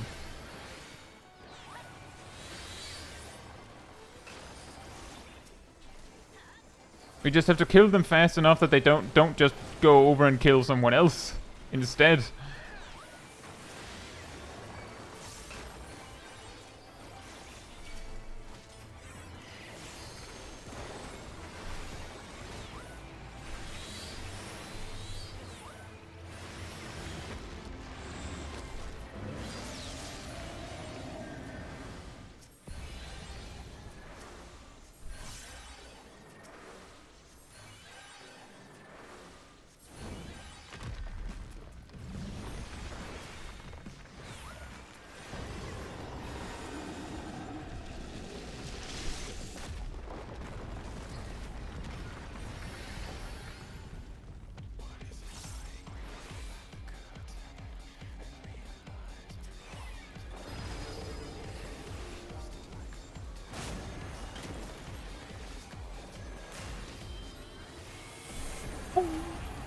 Oh boy.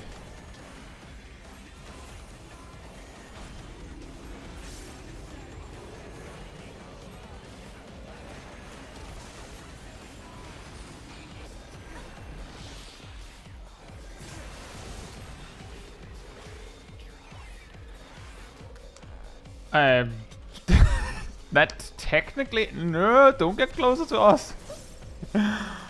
Oh boy. I'll run far. I'll try. Uh-oh.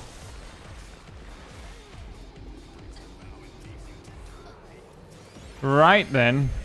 You didn't even have to teleport. You could have just walked. That's the saddest part in all this. I sprinted further.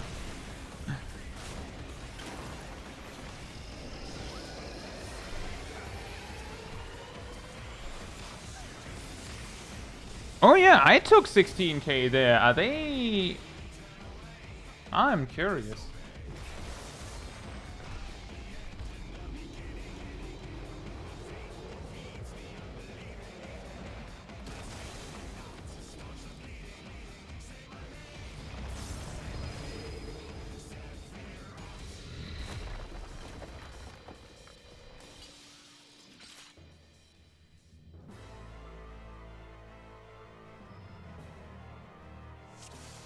Huh?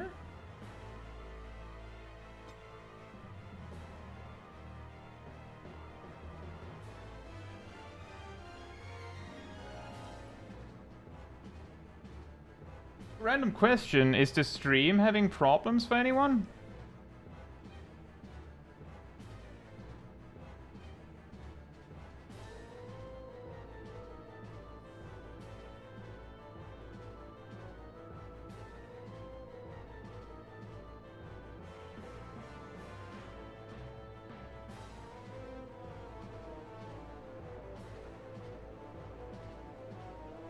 Is it still lagging?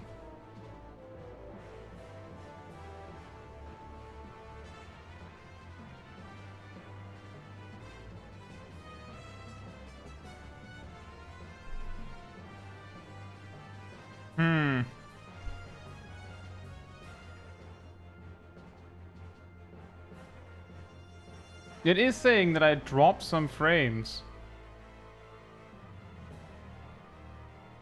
And YouTube said that there was some problems. Are there still issues?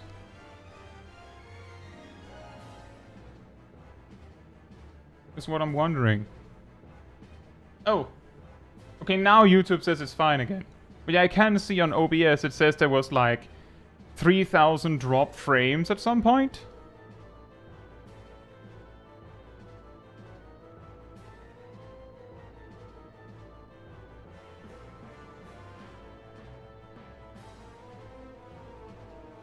But it only said it once.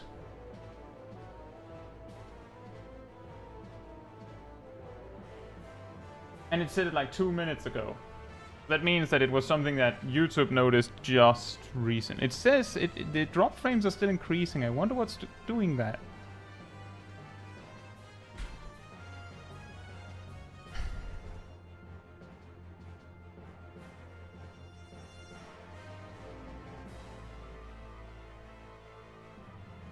I wonder what is doing that.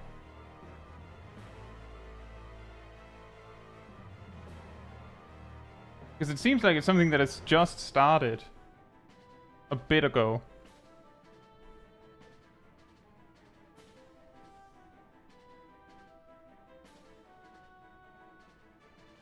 And it feels like it only does it when I look away, if at all.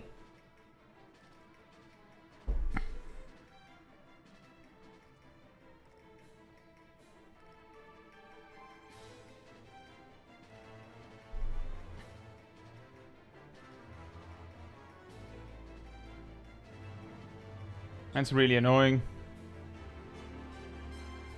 I don't know what I can do about that.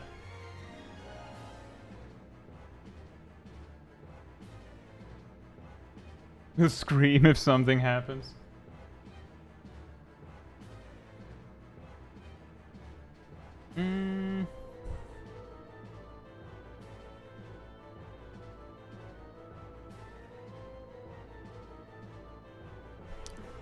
Just taking a picture of the error message they gave me, but maybe I can look at it later.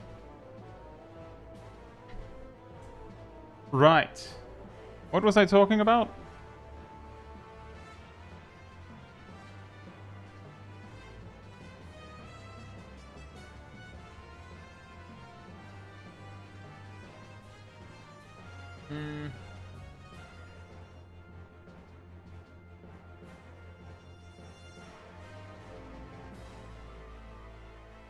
Also, hey Emir, hope you're doing well.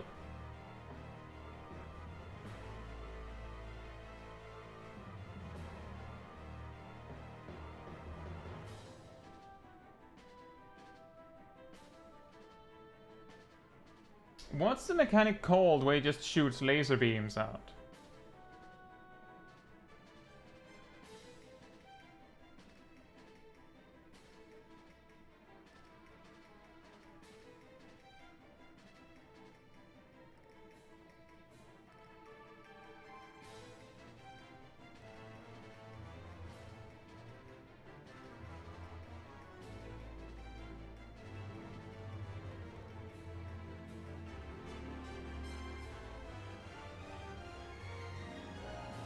When no debuffs are present, this deals heavy AoE damage to random party members, starting with a tank buster on the main tank.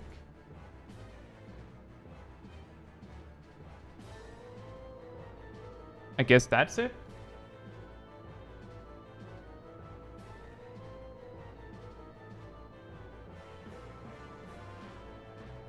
Philippe is not sure if there's something you can do, unfortunately. It seems like a routing issue. It could be a lag spike.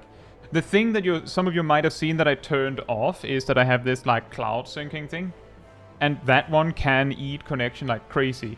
And I just paused it. I should have the data, like the connection speed to take both, but if it's causing problems, then that one just gets paused immediately. I don't think it's supposed to be sending anything now though, so that's weird. But yeah, that would explain why it did 16k, I guess. I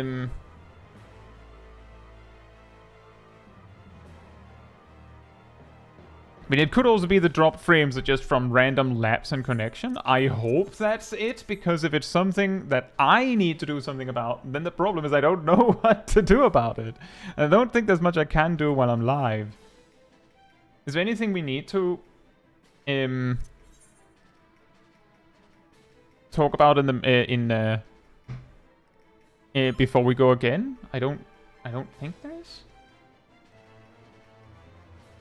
Was the overlay broken previously, Emir? I'm pretty sure it was working last stream. Was it not?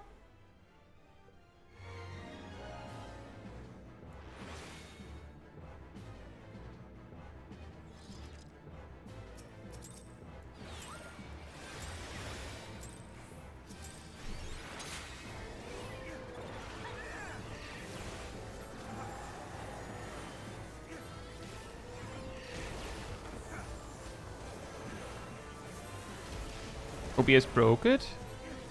Oh, it's been weeks, I think.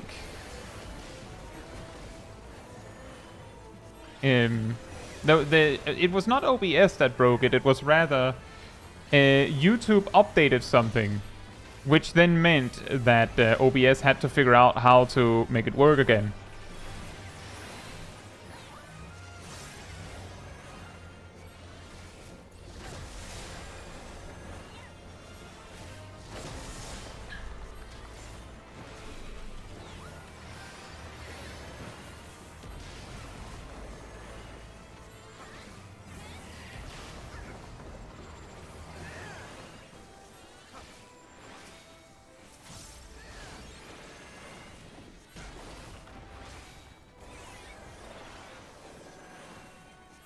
Yeah, exactly. YouTube changed something in the in how the CSS needs to be handled, and then OBS played catch up.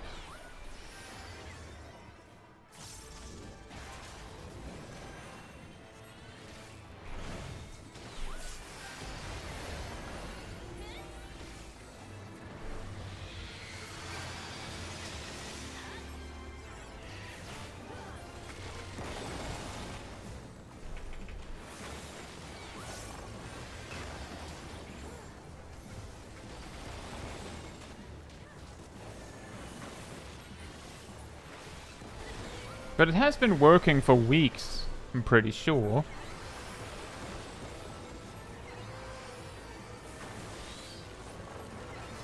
Yeah, it is a little unfair that they decide to have a, that they basically have a rerun of such a similar name, isn't it?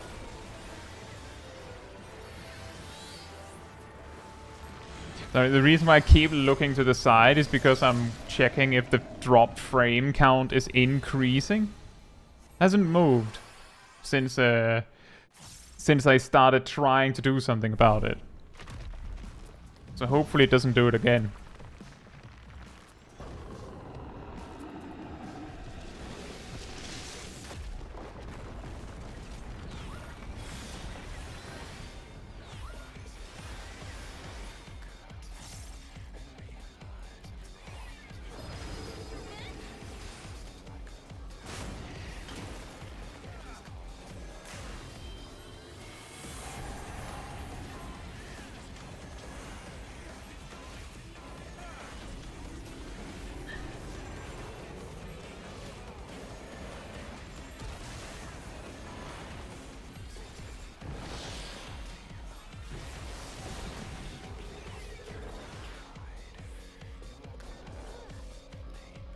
Well, I'm dead.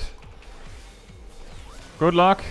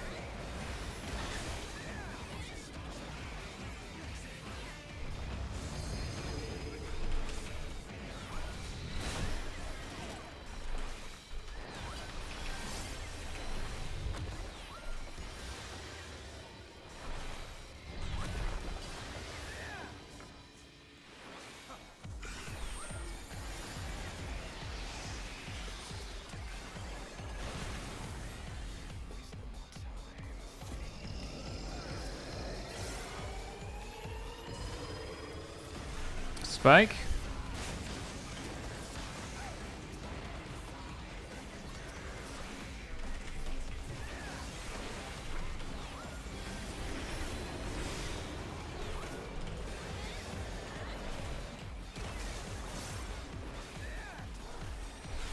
Big knockback. There's the Storm of Words.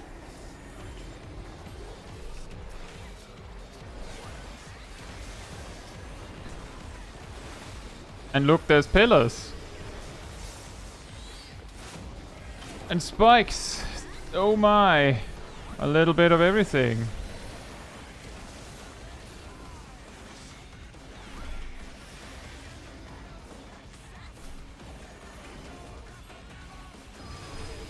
Oh, right, the spikes.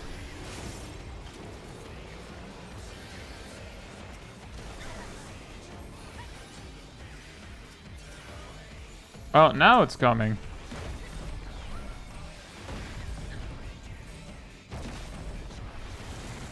That was the worst possible time I could have sent out a res, I'm sorry. I just finally had MP to do it. And then, never mind.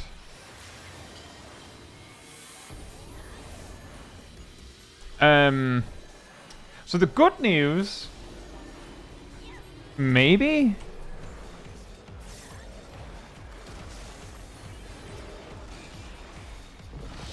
We need exactly two to stand in this spot.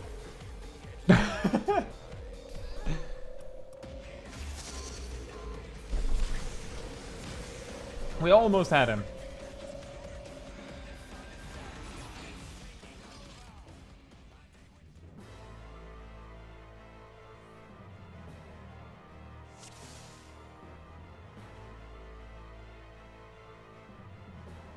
I'm just say something if I need to rest. I'll try. The thing is, like, I'll try to do it if I have the MP. You can see that I'm pretty stretched at MP all the time, so it might actually be better if you just do it.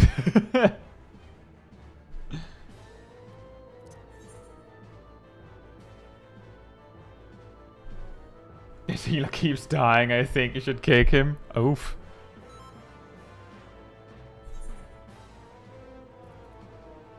You don't need to give me super ethers.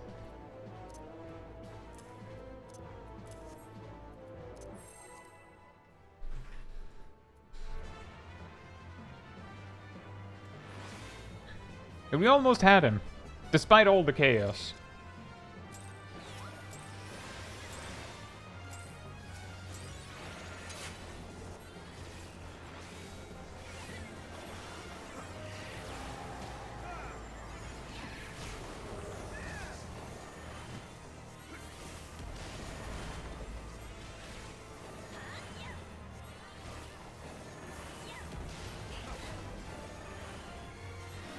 This makes the Theseus boat party.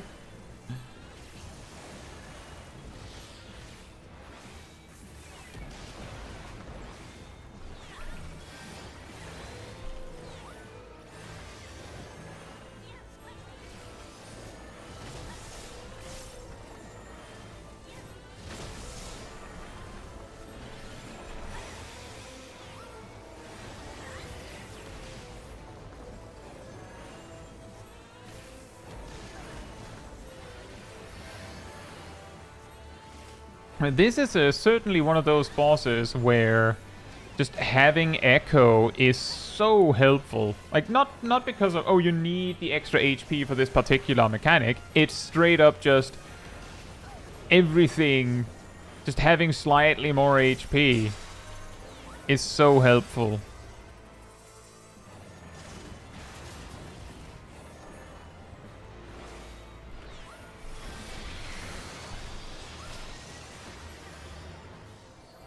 And of course also the damage means we can skip things that we wouldn't be able to otherwise. Like that also matters. From what I can see on the dropped frames, it does look like the thing that was happening before has passed. Or at least stopped. Knock on wood.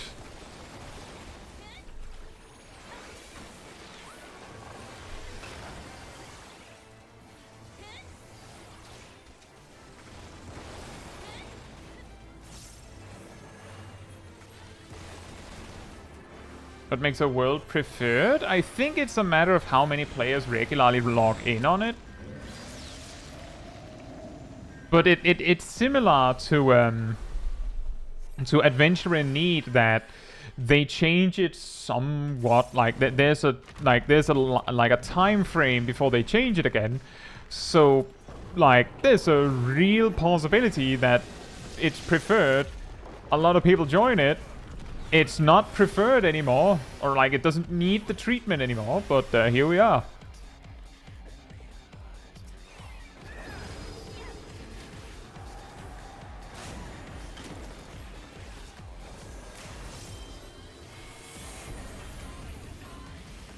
Oh boy.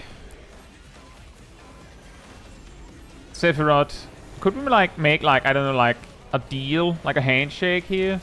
That you just give me the magic debuff? It's a lot harder for me when I have the physical one. I guess that worked? Not really. Not entirely. We did have a forced death.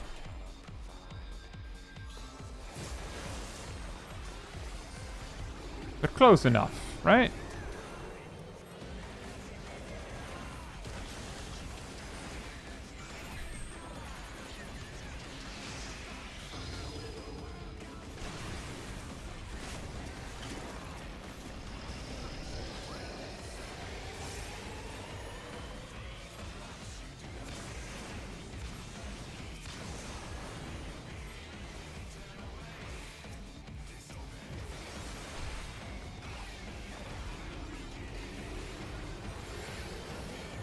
Can we have a powder no dweller?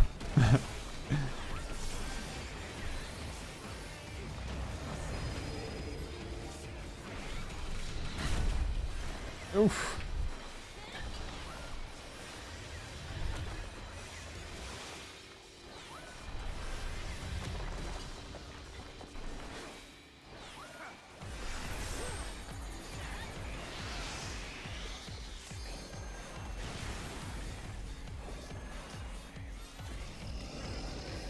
Make sure to not be too stacked up. Spikes.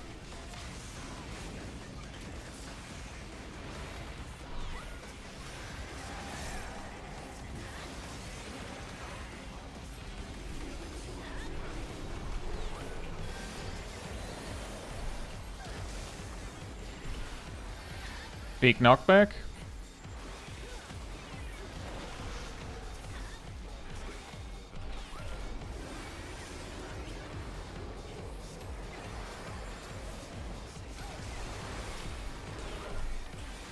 Pillars and spikes.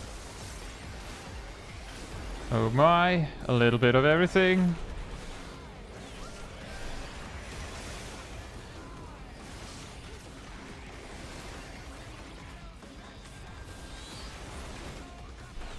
I think we're gonna spikes. We're gonna hold it with the reses for a sec because this. I'll do it.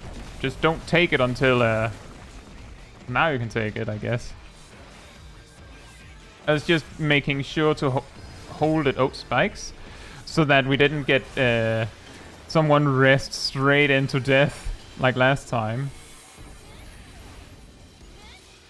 Nice.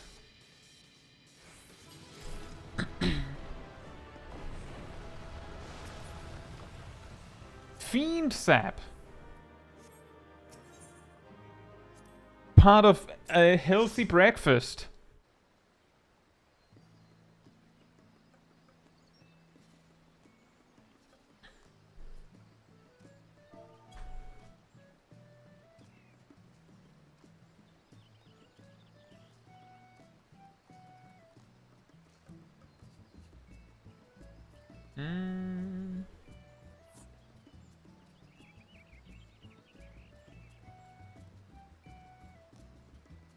Nice.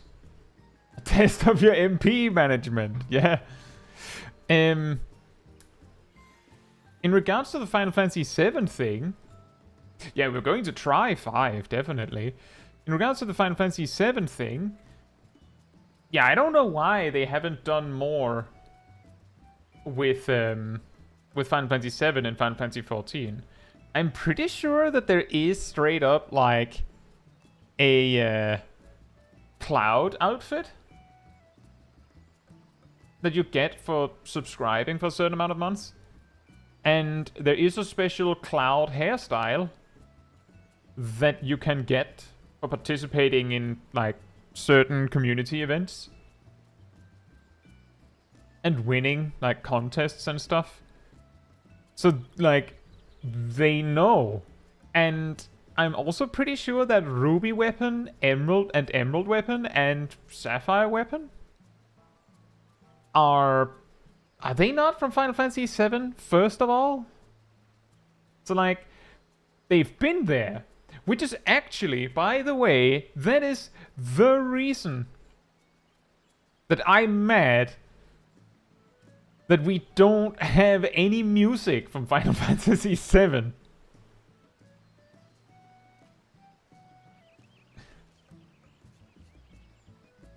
Like, why do we not have those who fight and those who fight further and things like that?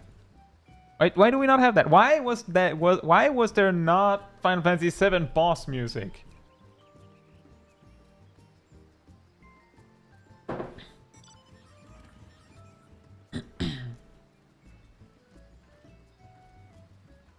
Yeah, there's also that.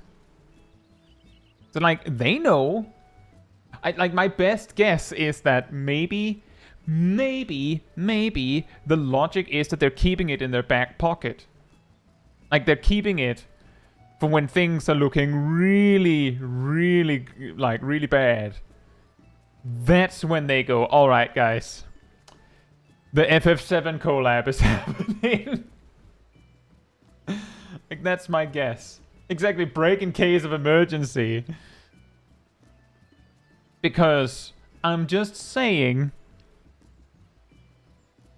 and lol stream where Kai mentions World of Warcraft. pretty sure that Legion was their break glass in case of emergency. Oh, yeah. You finally get to fight the Legion, which we wanted since World of Warcraft's inception. Oh, yeah, you get to have the Ashbringer. Sure, why not? And the Death Knights basically get Frostborn. Why not? Just pull out all the stops, because we need to break the emergency glass. Guy mentioning WoW? Surely not. We had breaking guys of emergency.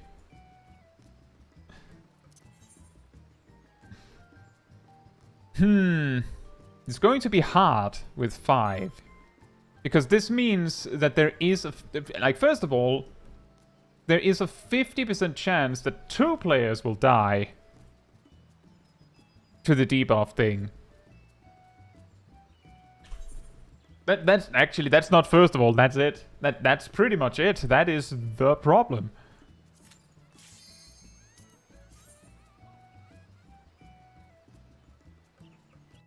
Did we get an answer to the tank one? I don't think Rust was put in the position of testing that more than once, and the one time they did it, it was on cooldown.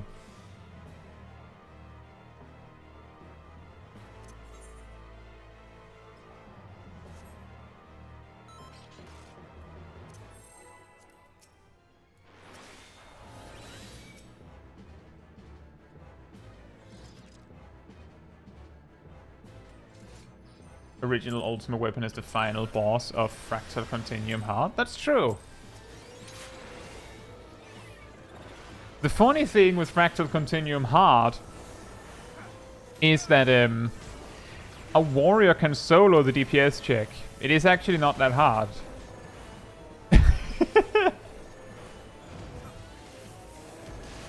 Weird, right?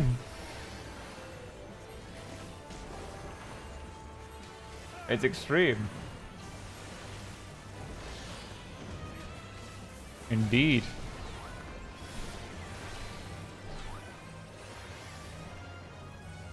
Oh boy, oh boy, oh boy, oh boy.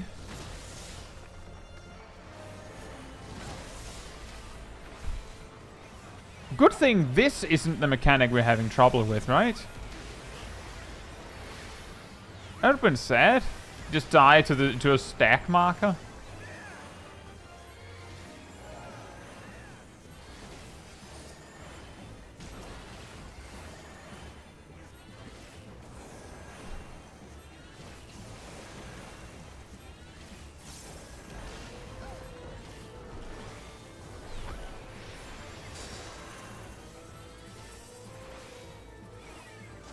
Not in front of him. Remember, you have to also not be in front of Sephirot.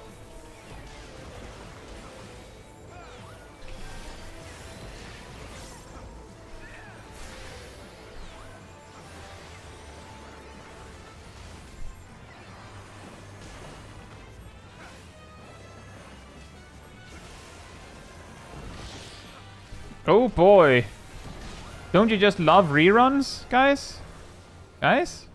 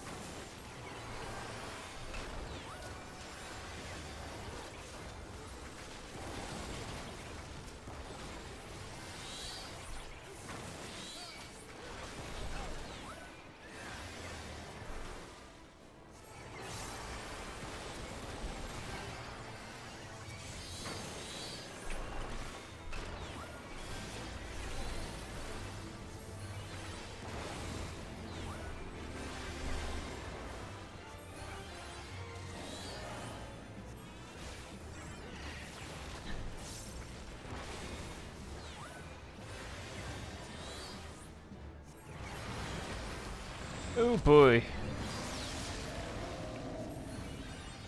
I'm pretty sure we already get the echo buff if we wipe now. So that's good.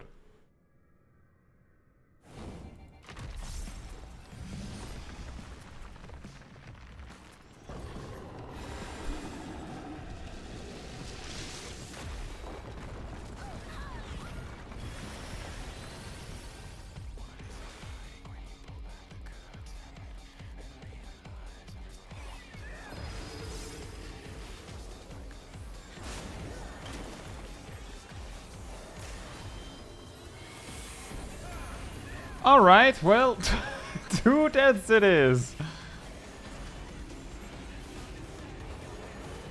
Check buff. Rust. 3 deaths. Actually, this might be a problem.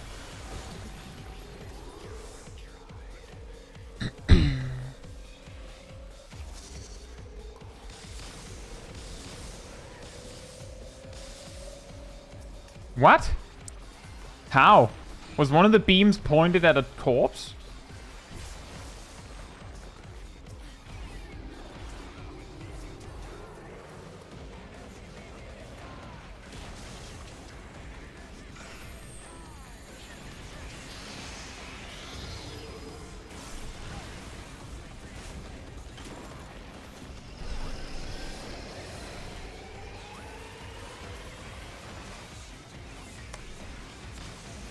Oh, Rust, you have to taunt when you die. That's crucially important. The reason why random DPS just get killed from the laser beams is because that's a tank buster, and if you're not top, then someone else just flat out dies.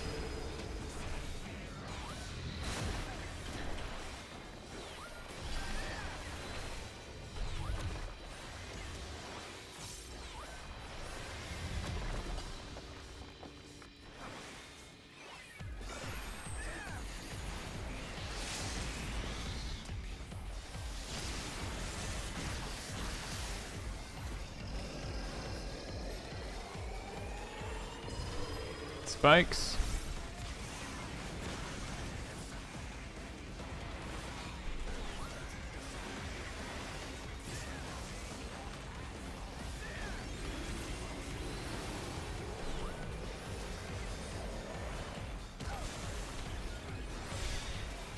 Big push, big push.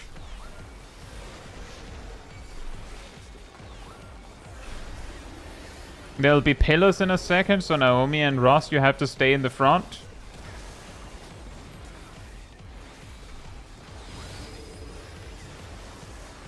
Ah. It's a lot of damage. I couldn't make it.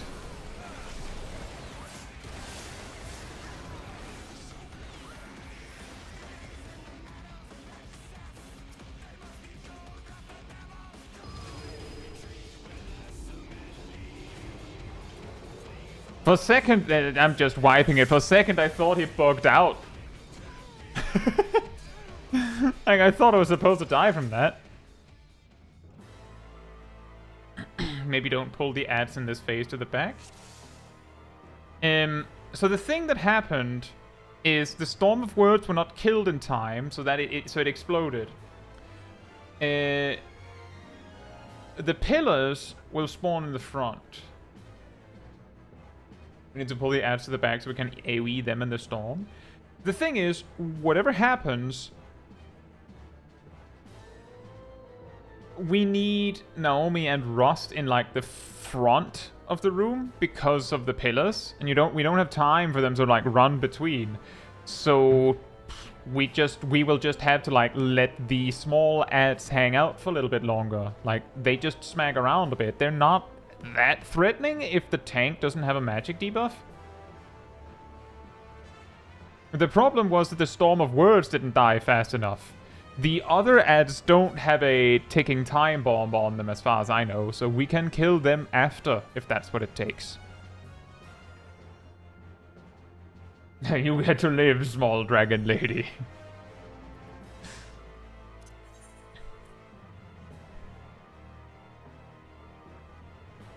Wonder if the rest in the Holmgang saved me from the laser beams? That's hard to say. Really hard to say. But hey, we got really far as 5 players first try. But if Res Invuln works, then I'm pretty sure that that implies that Holmgang would also have worked. Because Res Invuln works on the same things that Invulns work on, as far as I know. Yeah, that's a good point, Emir. Gold Saucer is Final Fantasy VII, right?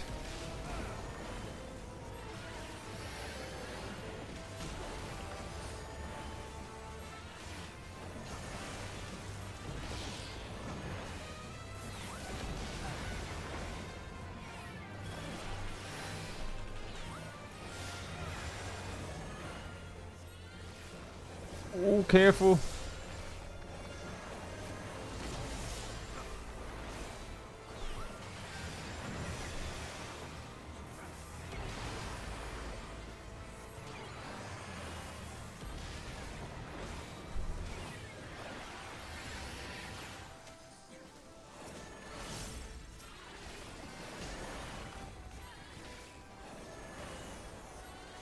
Pelu Pelu are from X2 or 10-2.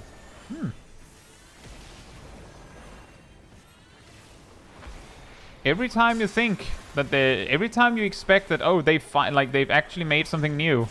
Now that's also a reference. Final Fantasy has so many references.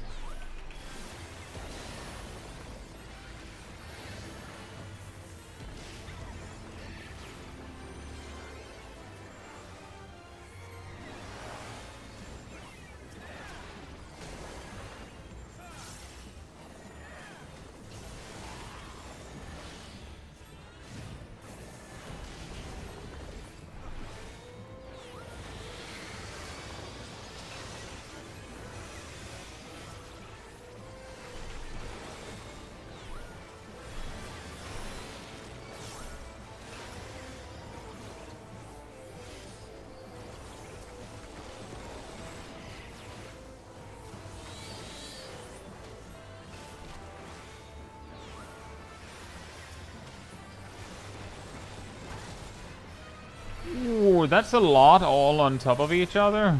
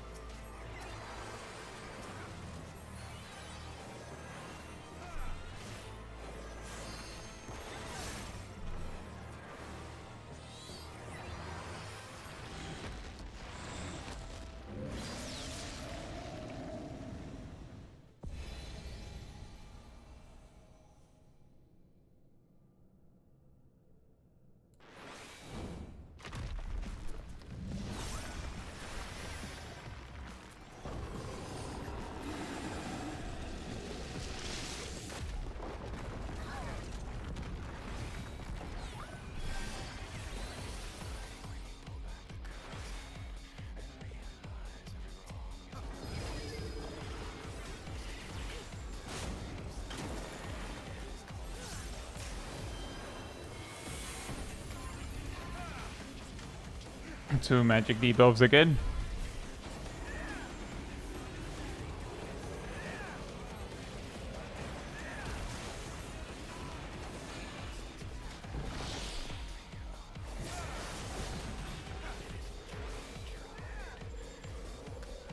Well,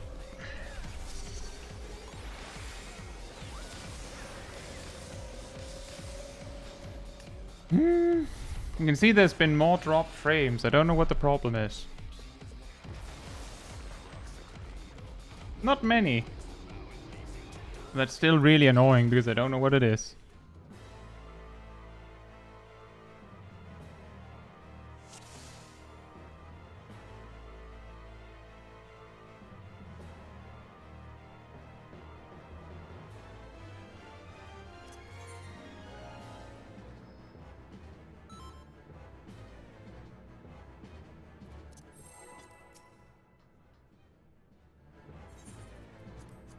Rat tasks.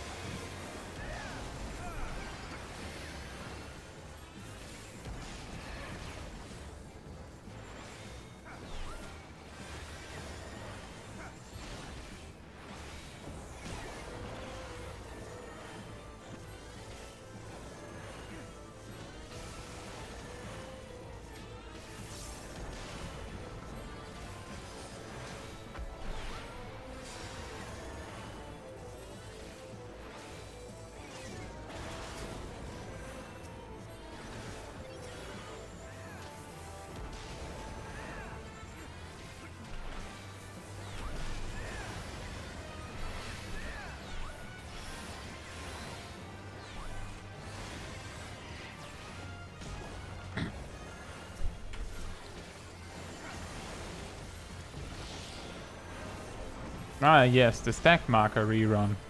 Or not.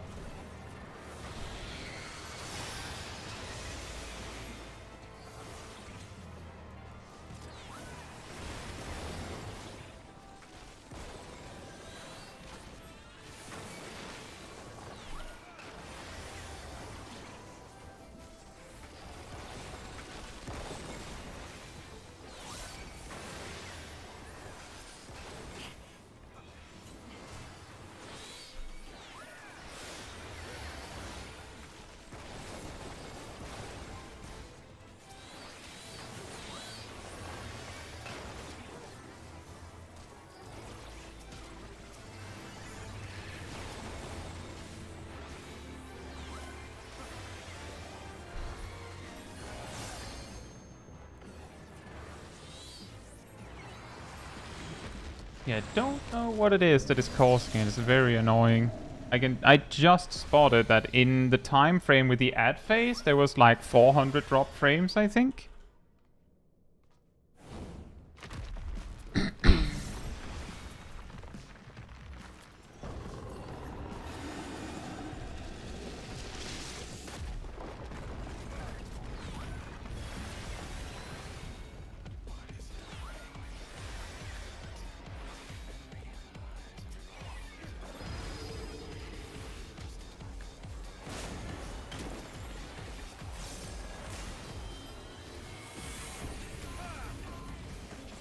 Oh, possibly only one death, but now we have exactly 2 physicals.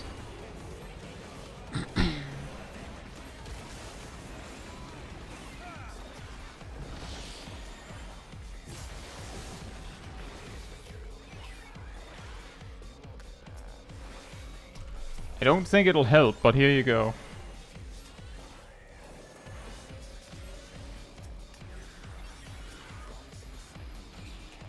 Oh, that is actually a massive problem.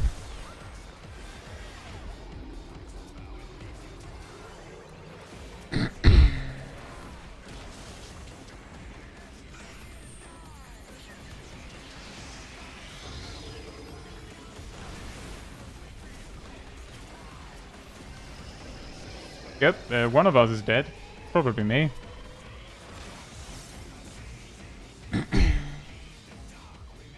After all that, it turns out that it might be a bigger problem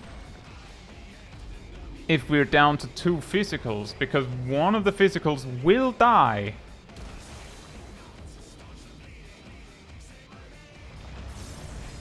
So that means that a magical basically has to take a pillar on a whim.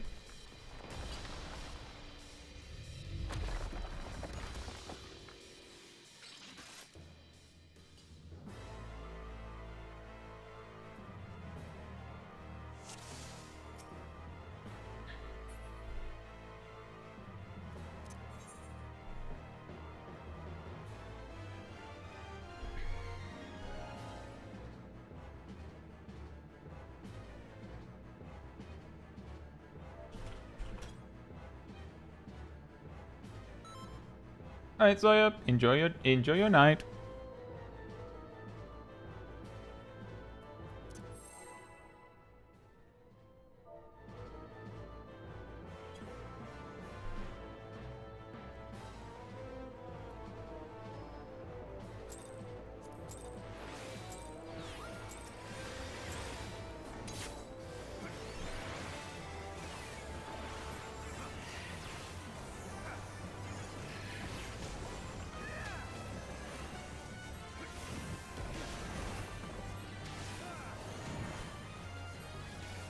Hey Lip, hope you're doing well. Just bring more people. A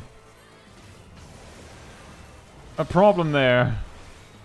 Is minimum item level? Nope. This is minimum player count. We're trying to do it with as few players as possible.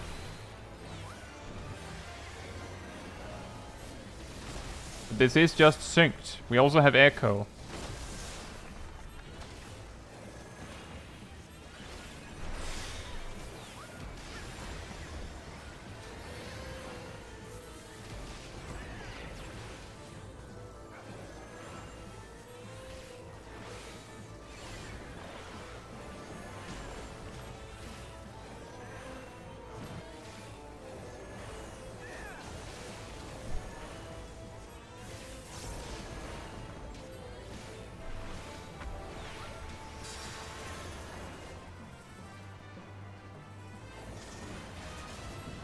quite impressive. Consistently, we have like a blob of exactly 3 players going in a specific direction.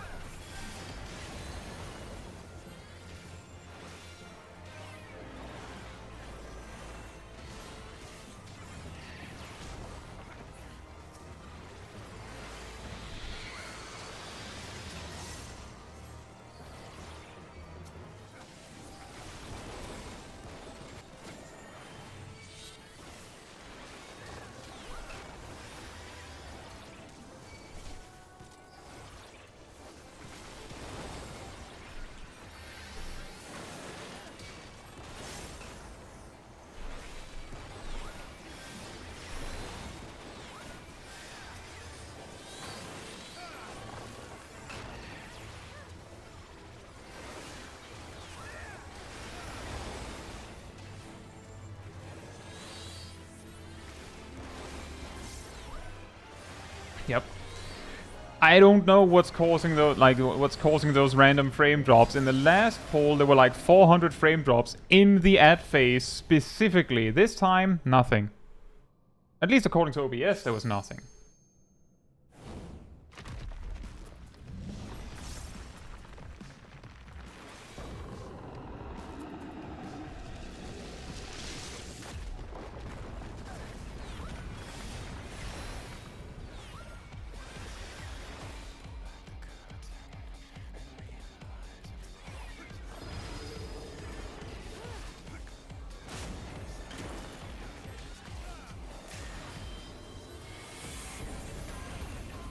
Right, 2 physicals again. That's a problem.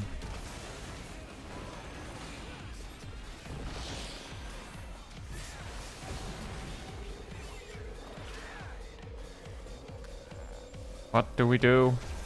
We'll be 1 short for the pillars. I mean, I can jump in. But that doesn't really work, does it? I'll jump in. I'll jump in.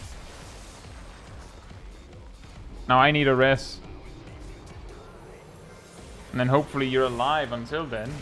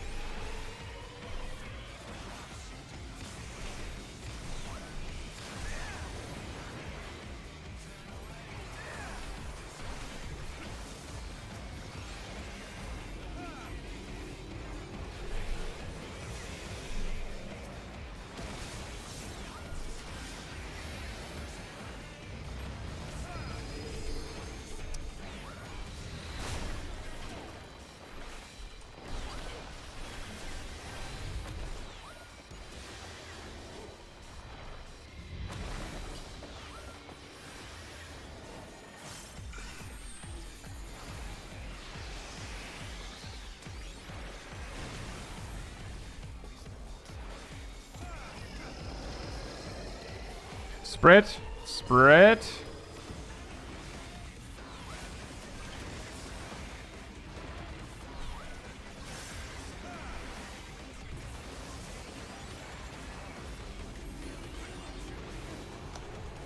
Oh, I don't have any more mana.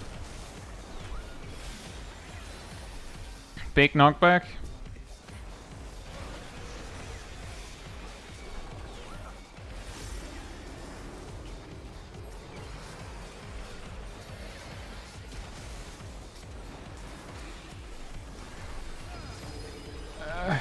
Don't have enough.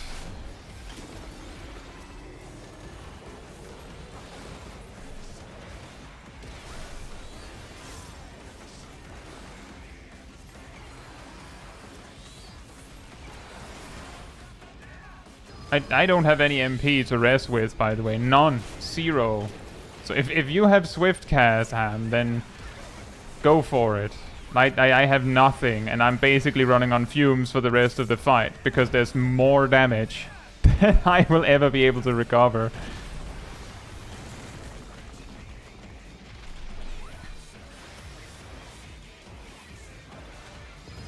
Spikes.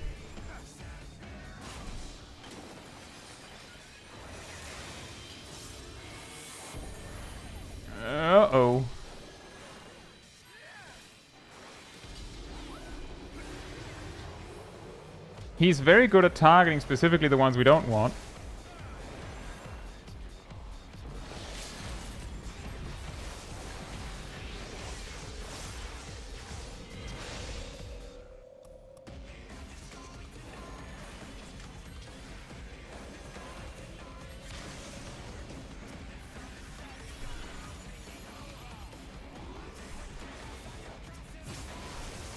No one took it.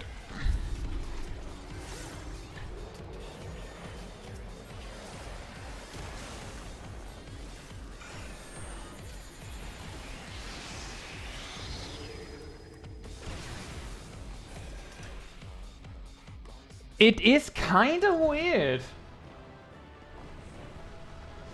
Then he just loops. Like he straight up just went, oh, you're not dead? Well, let's see if you can take it the second time. And then he just took it from the top. Like, exactly from the top. And your red mage gets raised at level 64. That is the reason why, like, we talked about this on 6 players. That we needed a summoner specifically so that we had 2 reses. And yeah, no, I don't think we can do it with 4. With 4, we would have a... Let's see. So with 6, we have a guaranteed 1 death on every time he does the laser beams with the debuffs, because he'll just shoot 4 beams and there's only 3 blockers, right? So someone will die. On 5, we either have 2 deaths. That's if we have, I think we have 2 deaths. Yeah, 2 deaths if we have 3 physical debuffs. And one death if we only have 1 physical debuff. But that also means, follow-up, that someone basically just has to jump into the pillar and die.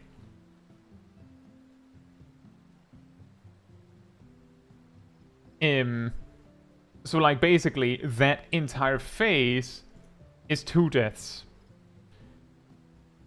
And if we went down, that's if we go down to 5. If we're down to 4, then we will always only have 2 of each, which means that all 4 players will be targeted, which means we don't even have the option to shuffle around who gets a tether.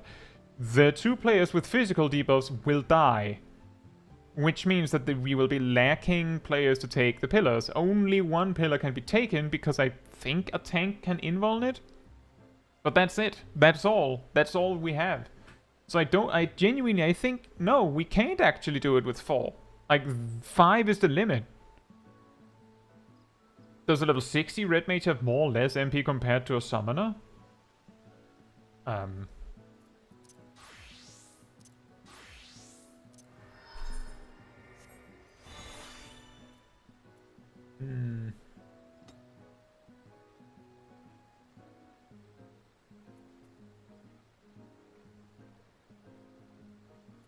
Most of the summoner GCDs are 300 MP. Pretty much all of them. With the exception of Summon Kabi, which is 400. And Physic, of course. Red Mage swaps between 2 and 300 on a single target. And at level 60, have sequences of 0 for two GCDs worth of time where they're doing 0 MP per GCD because of the melee combo. And because it doesn't lead to the magic burst afterwards, it doesn't follow with like a ramp up in cost after the fact. Because that's actually the funny thing, is that at base, a red mage basically spends 100 mana per second ish on average, because they spent 500 on 5 seconds. And once they have their full melee combo at resolution, the full melee combo takes slightly more than 12 seconds, which means they spend approximately 100 mana per second, or MP per second, I guess. So, like, it basically evens out. And then when they get Grand Impact, it raises even more.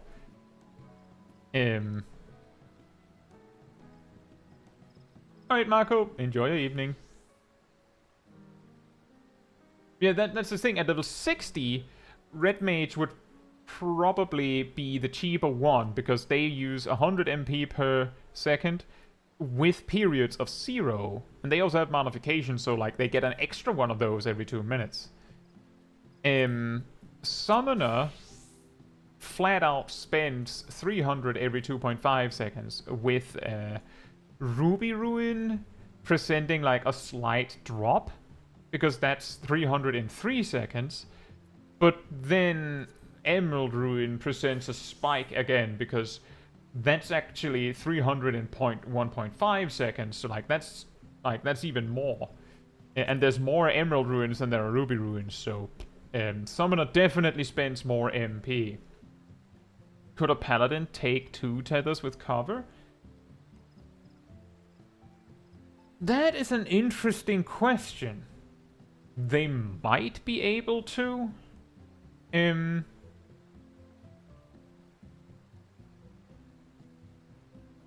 Does not Bahamut attacks cost MP? Yes. 300.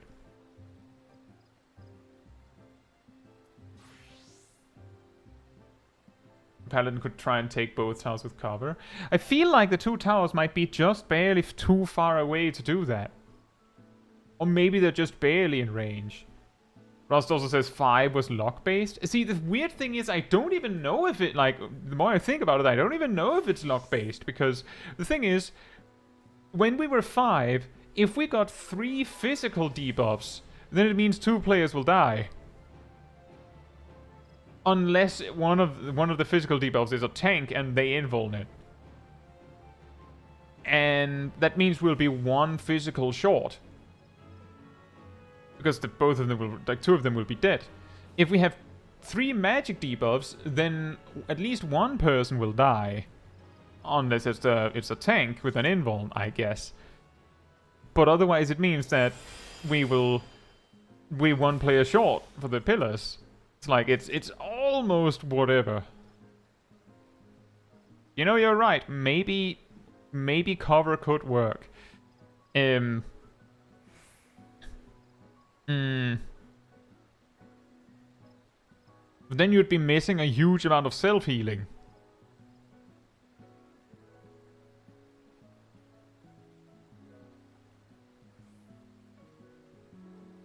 And there's also the part that this would only work if the Paladin gets the physical debuff. This will only work if the Paladin gets the physical debuff.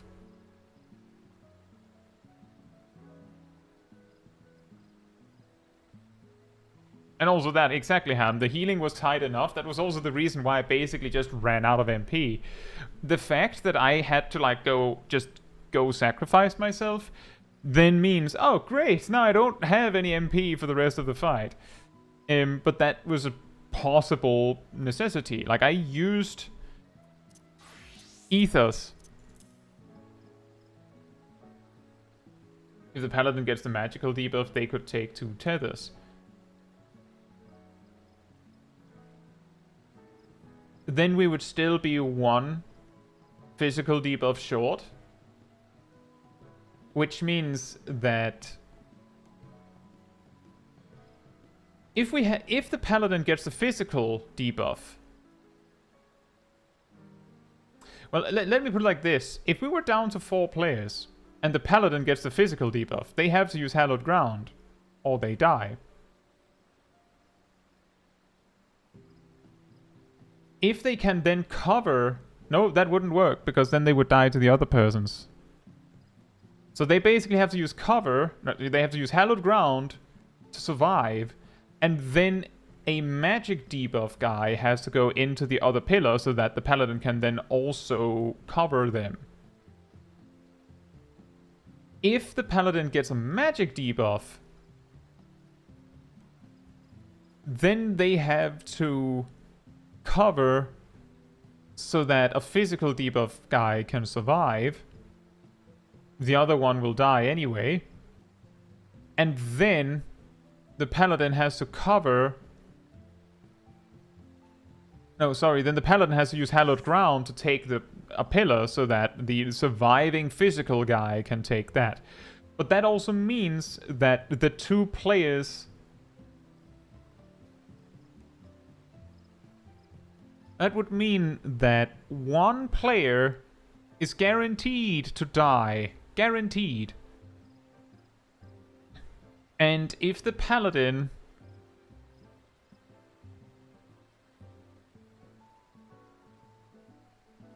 Yes. Whatever happens, a physical debuff guy will die. Guaranteed. 100%.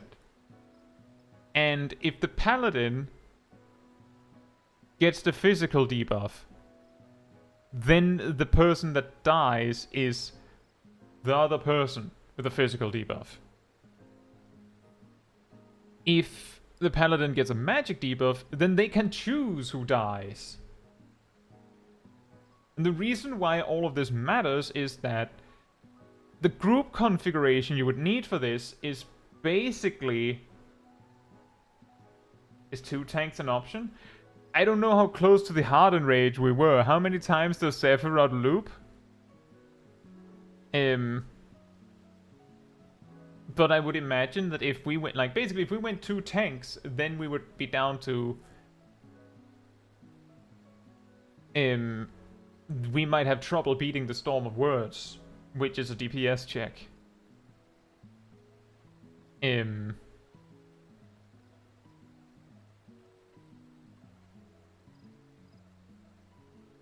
It would, of course, make the healing slightly less intense, but then again, it would also make everything take longer. Which might make it, like, same seas.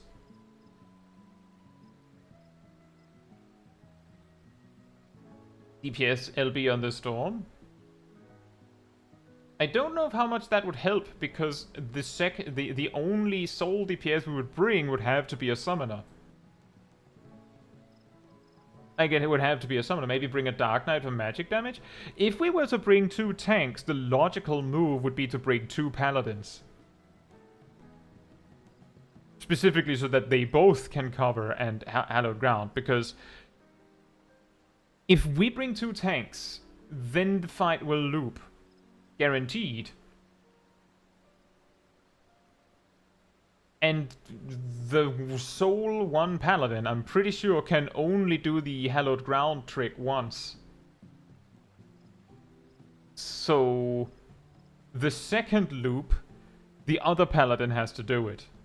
They can both do the cover trick as needed, but only one of them, like, you will only have like 1 hallowed ground each.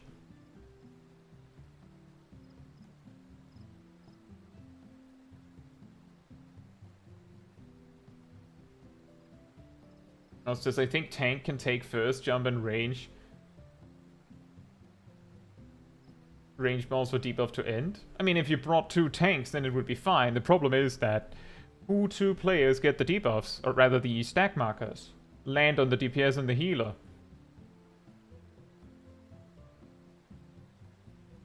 And then you have a problem. Although I'm pretty sure there was this one time where I just lived it alone. I think. Not at the start where I was left alone. I'm pretty sure there was one time where either I or someone else managed to survive taking it alone. So maybe that would work. But there is the problem that every time we get to the physical and magical debuffs, which will happen twice, at least, if not 3 times, depending on how many times it loops, someone dies. And if anyone's dead by the time the mechanic rolls around, it's over.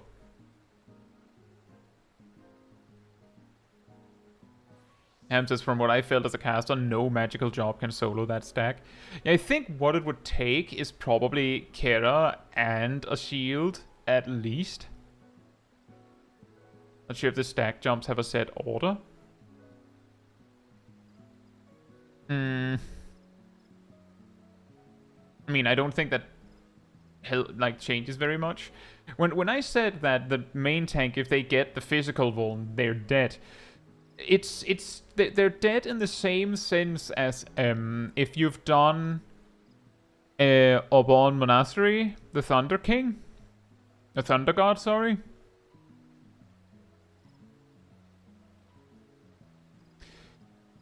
When the tank takes part in the tether that you're supposed to pass around, ultimately the tank doesn't die immediately, but they get chunked for like 40 to 50% of their HP per swing, which means that your healers and possibly the rest of your group have to like be all hands on deck to try and keep the tank alive. And then we have Sephirot with one healer.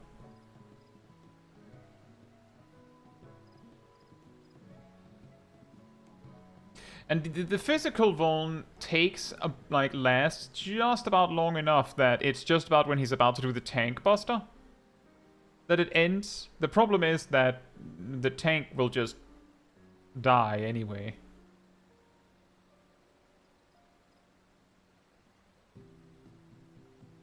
So I think the most possible configuration would indeed be something like 2 paladins even, and then a summoner and a healer, and that healer should probably be either a sage or a scholar for the barriers specifically to help the summoner and the healer themselves. Hey gamer, hope you're doing well. We just finished beating Sephirot Extreme with 5 players. How much echo did we have?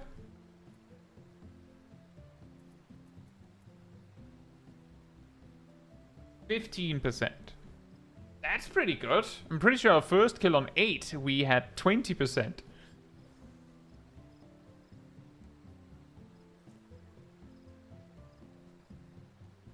When if the tank takes a tank buster with the physical one, they're dead. So it would be a case of finding a way to make sure that the healer and the DPS does not die from the stack marker consistently, while the main tank, or at least a tank, doesn't get the physical vulns so that that tank can take over. And then in the add phase, you just make sure that it's a specific one of the tanks that take the big guy that gives the magic vulns, and then the other tank takes the rest.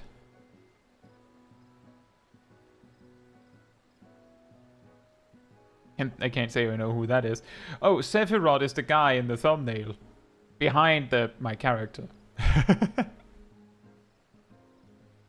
He has 6 arms, and he punches very hard.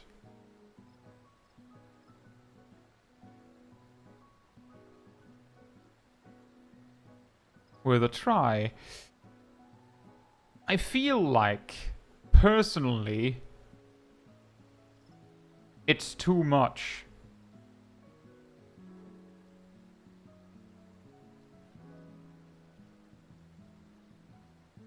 It's too much, is the way I feel it. There's also just like other the thing is, there's a bunch of mechanics that we didn't kind of nail. So if we had gotten to this many players quicker, then I would have been like, oh yeah, we could at least give it a shot. But we are like with 4 players, the moment phase 2 begins, from what I can tell, every death has to be like a planned death, if that makes sense. Like a death where we're like, right, we can't avoid that. They're dead. Too bad. Because we have like consistent deaths to mechanics as a result. And we had a few mechanics that I feel like, even in our best tries, we just kind of survived by virtue of being sort of lucky, rather than we nailed it. So I don't know.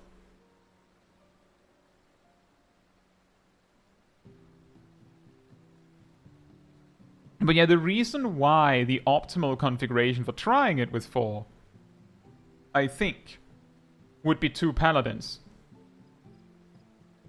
A summoner, possibly, and a barrier healer.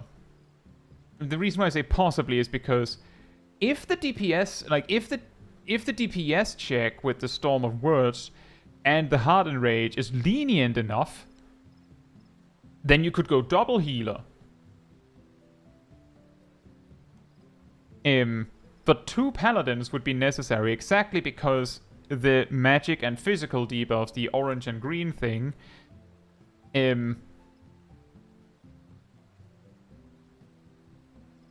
we have to use a hallowed ground and a cover every time, just to be able to make it work at all.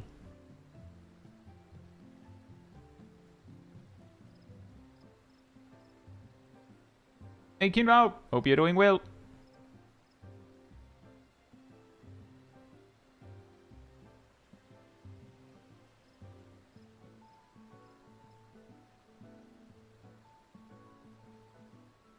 And yeah, I agree, Gary. The moment that I was like, the moment I realized that, oh yeah, if we're less than 7 players, or rather, if we're less than 8 players, and the game decides that we don't get 4 magic debuffs, then someone dies, I was thinking, I don't even know if we can do it with 5. So I think 5 is pretty impressive.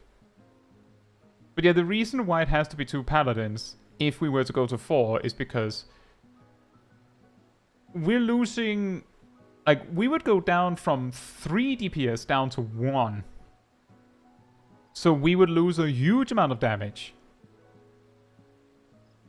And that would mean that we would probably see the whole phase loop at least once.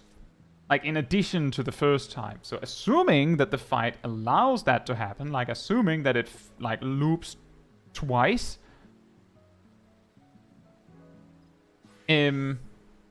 assuming it loops twice at least, we would need that because we would lose so much damage.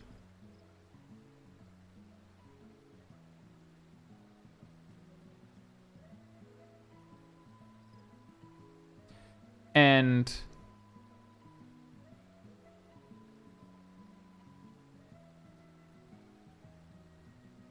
that would then mean that we would need to use this hallowed ground cover trick 2 times instead of just once. And that means we need 2 paladins.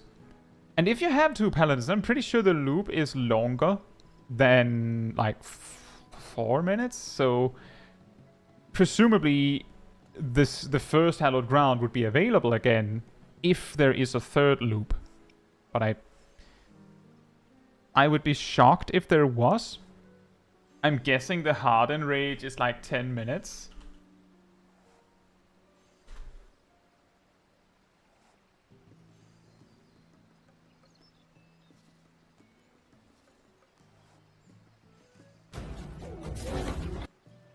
Fun when an ad plays with music with sound on, isn't it?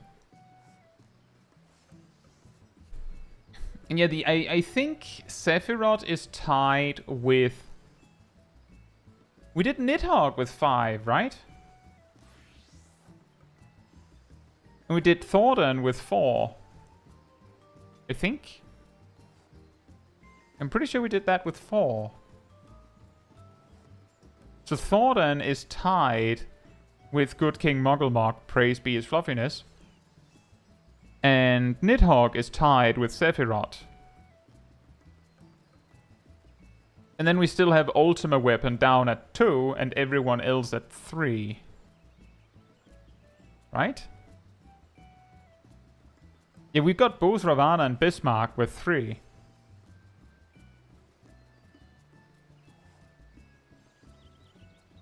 And yeah, that too, we needed 2 healers for Nidhogg. And 2 tanks, right? Yeah. Because of the ad phase.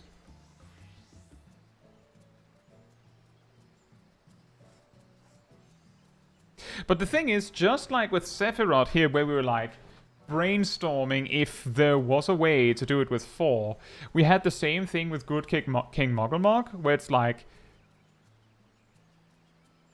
what was it? Did we do King Mogglemog with 4? I'm pretty sure we didn't actually do it with 2 tanks, a healer, and a bard. I'm pretty sure we did it with 2 tanks, a healer, and a bard, and 1 more or something. Because I feel like I remember that the limit was 4, that we had theorized that you needed... Yeah, more lost frames. I don't know why it's happening.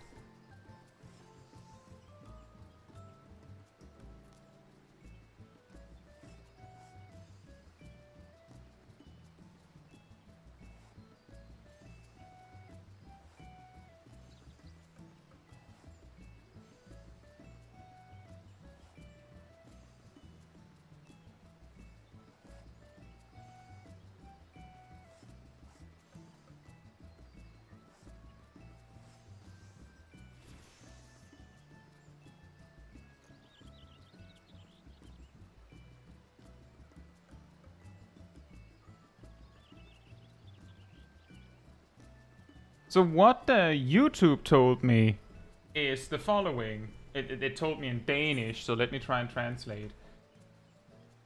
Use a keyframe frequency of 4 seconds or less. At the moment, the keyframes are not being sent often enough, which can cause buffer layering or storing. The actual keyframe frequency is 5.6 seconds. That was like an hour and a half ago.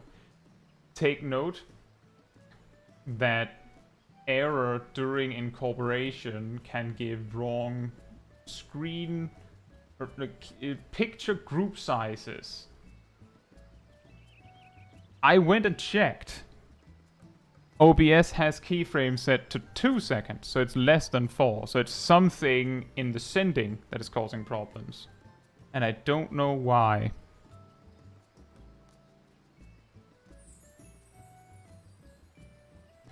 Maybe YouTube's having a bad day, maybe my computer's having a bad day. It's doing it randomly. Like just now, it just jumped 400 dropped frames. It's very annoying.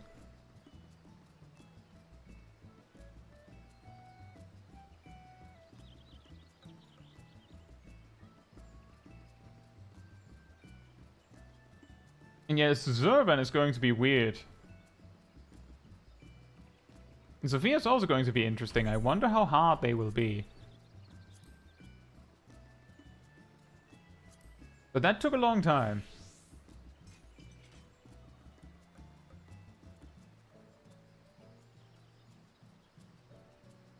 Monk did we actually do it with 2 tanks heal and a bard, or was that someone else, Rust?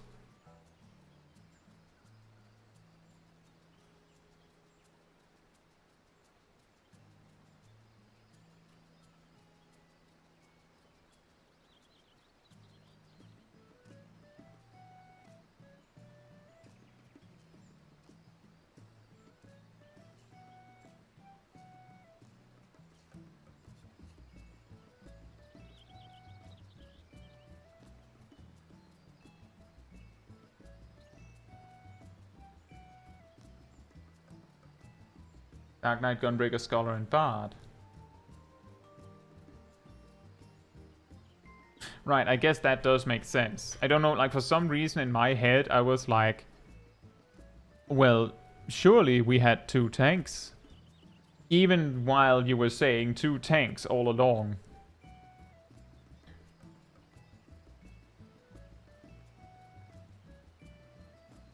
And I think the reason why I couldn't imagine that was because...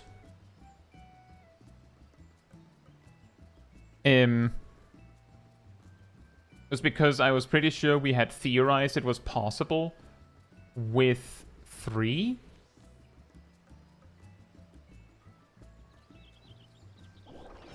But I'm pretty sure that would require 2 tanks and a healer, right?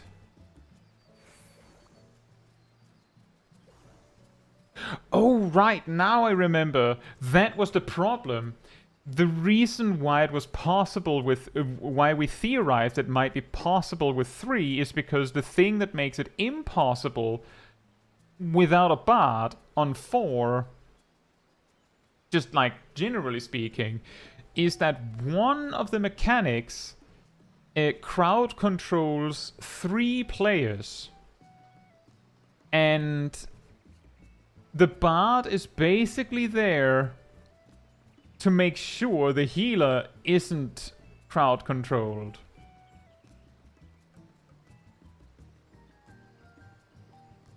That's pretty much it. So you remove that. Then, the reason why we didn't even want to consider trying with 3 was because the way you would do it is, well, first of all, you need full echo, 25%. Just to make sure you have a chance of beating, like, the DPS check at the end. But then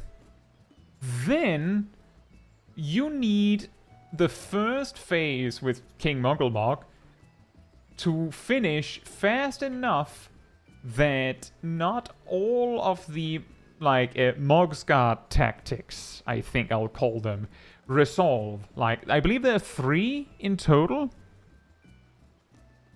And the one that requires the bard in the first place is one of those.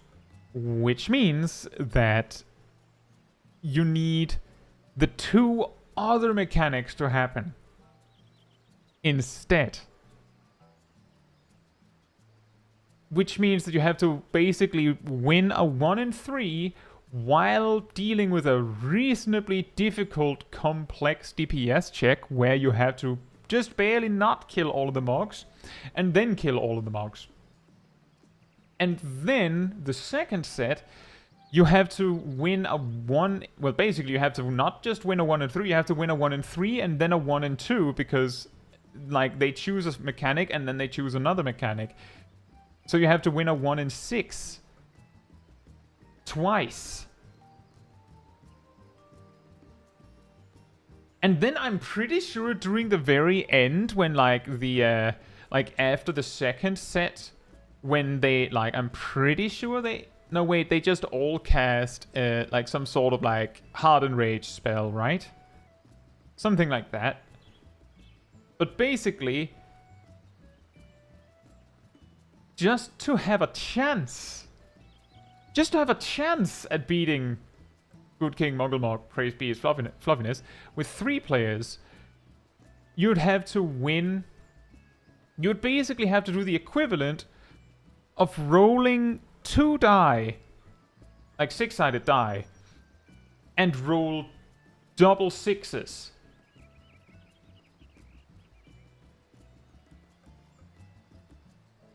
And you have to do that with 25% echo. And you also have to do everything else perfectly while doing that.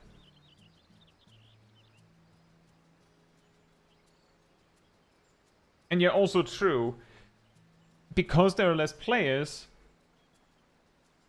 Well, because there are less players, the tanks basically have to...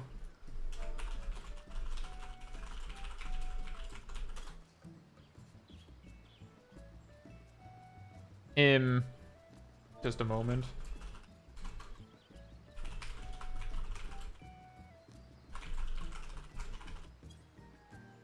The tanks would have to be, like, lugging the Mogs guards around to kill mobs.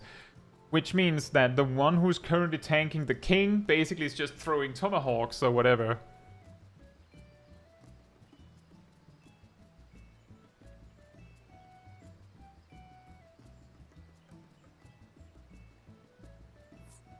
I think I figured out the drop frames problem.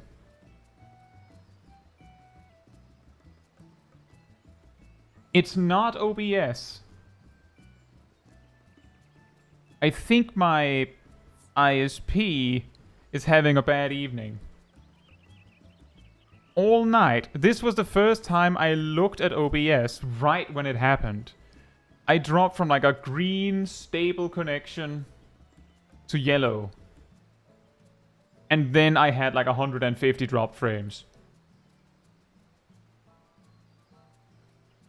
That's really annoying. There's nothing I could do about that, right?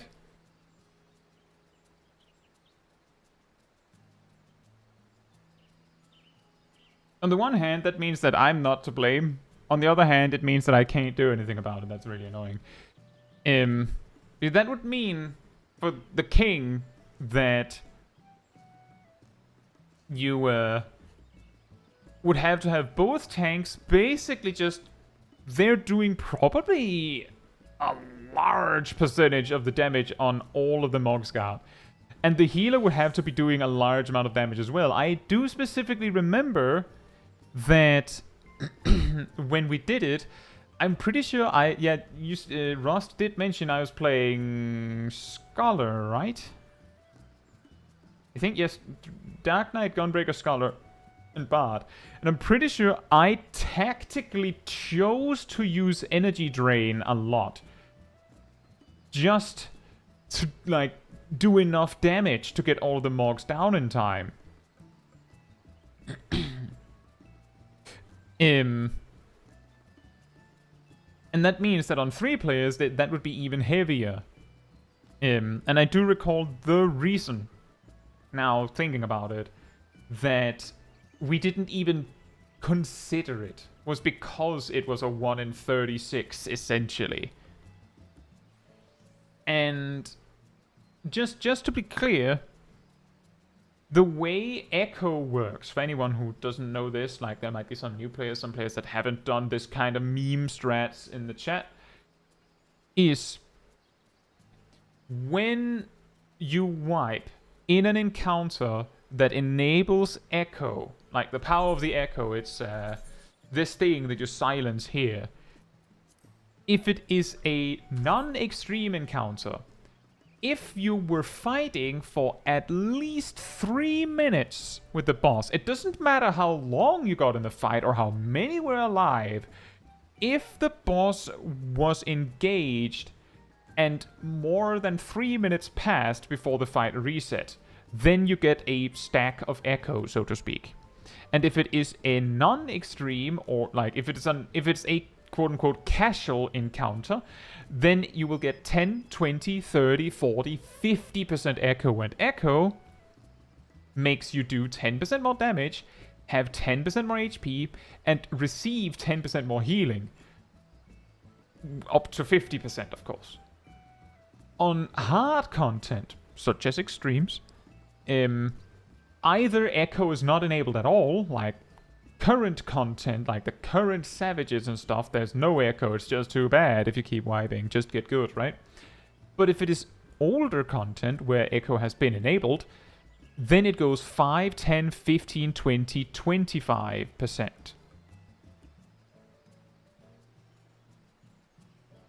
But you would have to farm Echo, which is what we would be doing in this kind of context where we're like, well, you would need 25% Echo, and then there's a chance that you could do it. It would mean that we would have to pull the boss, fight him for exactly 3 minutes, die, stand up again, fight him for exactly 3 minutes, die, get up again, and if done hypothetically perfectly, which is impossible because there's loading screens and stuff like that, we would have 45 minutes left to fight.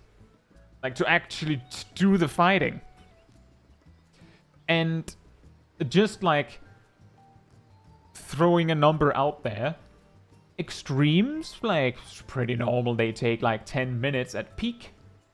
So if we assume that a successful attempt on Good King Mugglebog would take 10 minutes, then it means we have effectively 35 minutes to land in that perfect pull. Which means that we have to spend 15 minutes to set it up. Then we would have time for like 4 or 5 like solid pulls. And then we have to do it again. Which means, on average,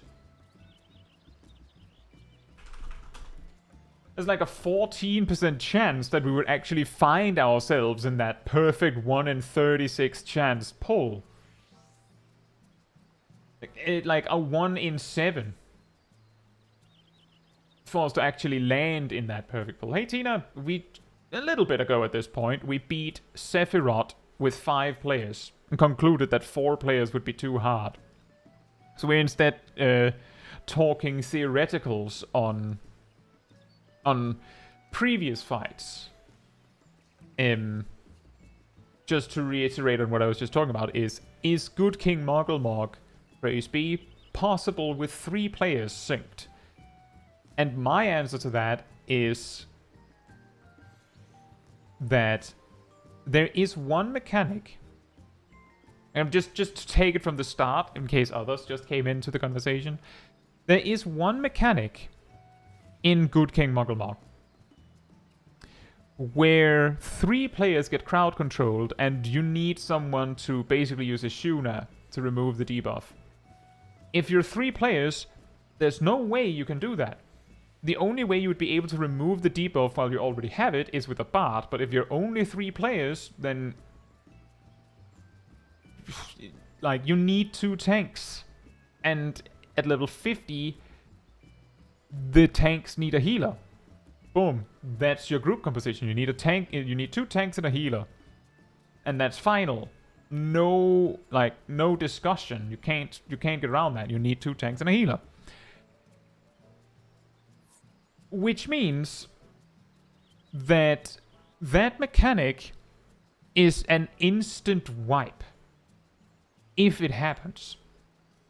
But the Mogsguard randomly chooses 1 out of 3 tactics to use, and this mechanic is one of those tactics, which means that you would have to like finish a phase, basically cause the king to res everyone, which kind of resets the phase if I remember correctly.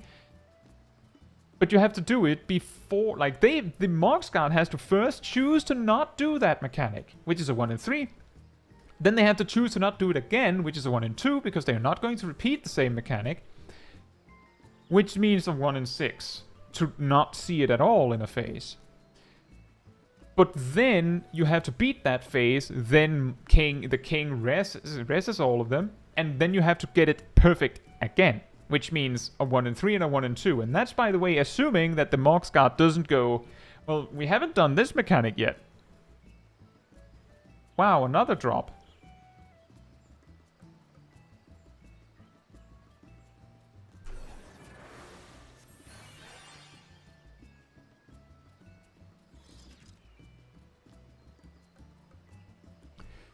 Awesome connection tonight. Awesome.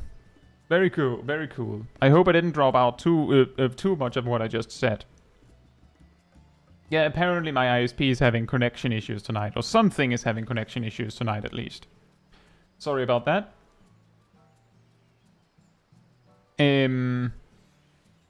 But if we assume, like, there's a possibility that I'm saying all this only for the Mogsguard to be like, oh yeah, no, we go through all 3 mechanics before we loop again, or try anything again, which means that, like, you actually are working with a 1 in 6 and an extremely tight DPS check, which is even worse. Because we would have to actually go and test it to know whether that is even possible. And that would take a while to test anyway, because like, we could go and do all the testing only to find that we like missed something or whatever. But if we assume that the Mogsguard resets their list of tactics so they can do everything again after each phase, then it's a 1 in 6 and a 1 in 6, and they both have to be perfect. And you have to do maximum damage all the way through while being 3 players and juggling like 8 mobs. And none of them have, like, you have to make sure that they don't die except exactly when you want them to die. And yeah, all of that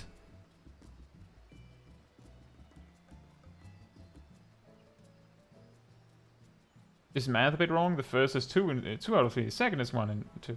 Right, that's true. That's true. It's a 2 out of 3 and a 1 out of 3.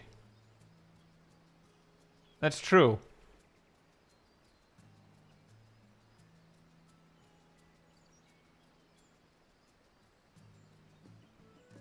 Which would be a 2 out of 6, which is the same as a 1 and 3.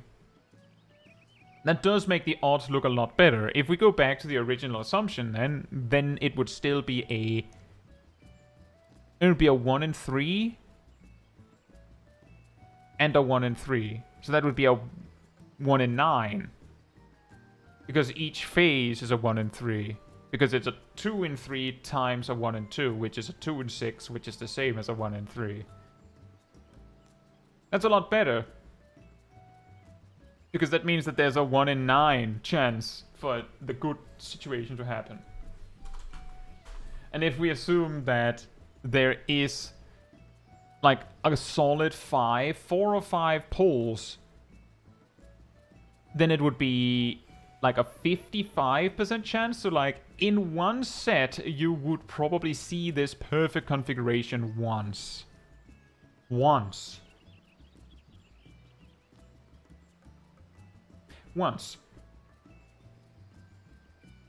But you might have more than 5 pulls. Because any pull where they use the problem mechanic in the first phase, that pull probably doesn't go past like 4 minutes. I would guess. And if it happens in the second phase, then it probably doesn't go, I just like off the top of my head, probably not past 7 minutes. So that gives you a little bit more leniency. But you're right, it would be 1 in 9. That still really sucks though. Like imagine if you were proccing on an actual like extreme and the boss straight up just has like... I feel like an old school Final Fantasy boss might actually have this. Like from Final Fantasy 1 or 2 or 3 or something. I don't know if they do, but I could picture this. A boss or a mob even. Like, you know, like how morbals can be nightmarish. That just sometimes just casts a spell where it rolls a die, and if it rolls 6 on each player, or each character, then like they die. And such a mechanic could randomly just roll, oops, you all die. But that's rare, so it's probably fine, said the developer. I feel like I've actually seen something like this in Final Fantasy Tactics Advance. There's this job called, I think it's called Gadgeteer. And its whole thing is that it has spells that affect the entire battlefield.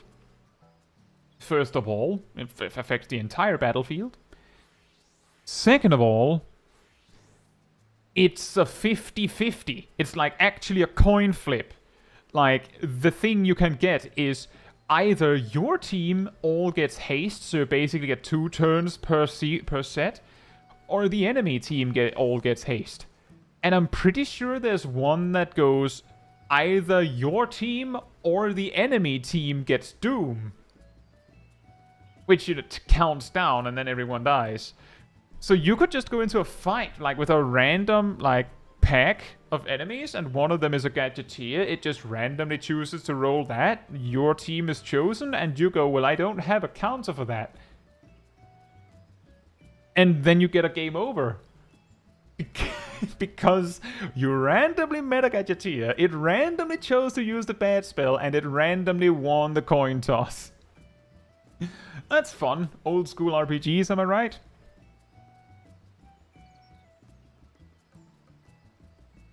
Let me just check something. Oh, never mind. Mathematician from the original Tactics is truly random. Oh, did it do that as well? Oh, that's always fun. I believe there is in there's this game called Fell Seal Arbiter's Mark, which is, I believe it's like an indie game, but it is basically like a spiritual successor to Final Fantasy Tactics and things like that. And in that game, I believe there is a job called, I don't know if it's straight up called Gambler or something similar. And its entire thing is that it's like, you know, it's like Red Mage kind of stats. It's a little middle of the road, can do a little bit of everything. But all of its actions are like 50-50s. Most of them. I think it also has an attack that is like, it randomly does like 1 of 5 different damage amounts where one of them is insane.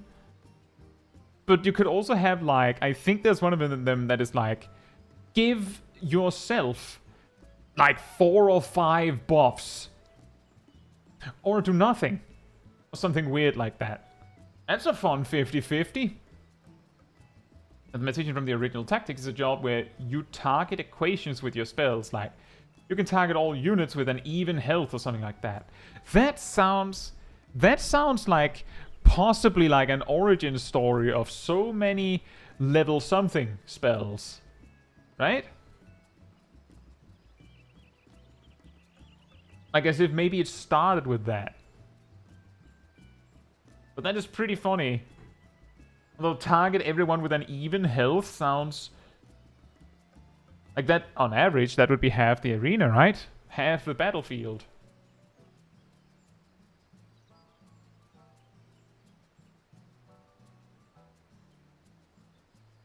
But that is interesting. But your Gadgeteer, particularly, is so insane. Because it can give you such an edge.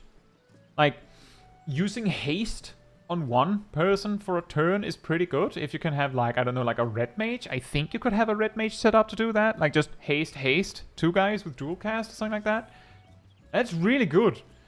Now, Gadgeteer, if you're lucky, then you get 6 of those, because usually it's a 6v6 in Tactics Advance at least.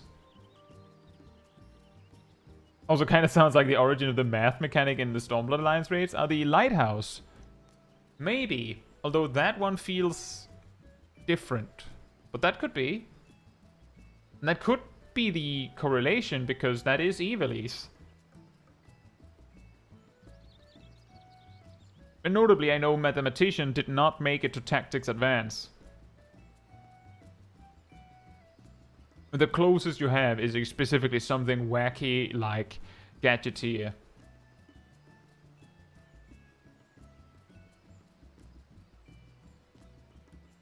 And it's pretty funny, like, in terms of, like, jobs in that game that target the entire battlefield, I think it's, like, Gadgeteer and Summoner or something like that.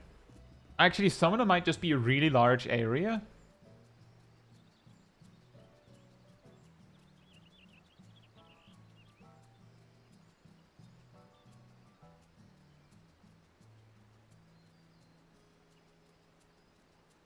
Considering the Stormblood Alliance raid is based on the Tactics games, massively the first one, I would not be surprised if the math boss is a callback to that. Probably.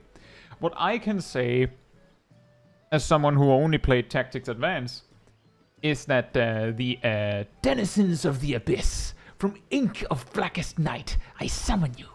Those guys that get summoned from that are bosses in Tactics Advance. And the most obnoxious mechanic in that game, the law system.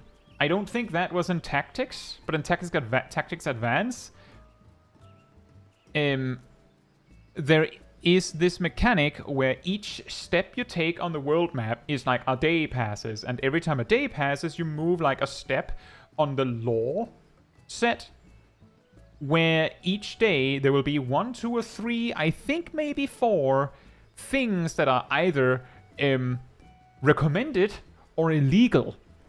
And if you do something that is recommended, like if they say recommended today is use fire magic, if you use fire magic or do fire damage pretty much at all, then you get a point, and those points you use for limit breaks.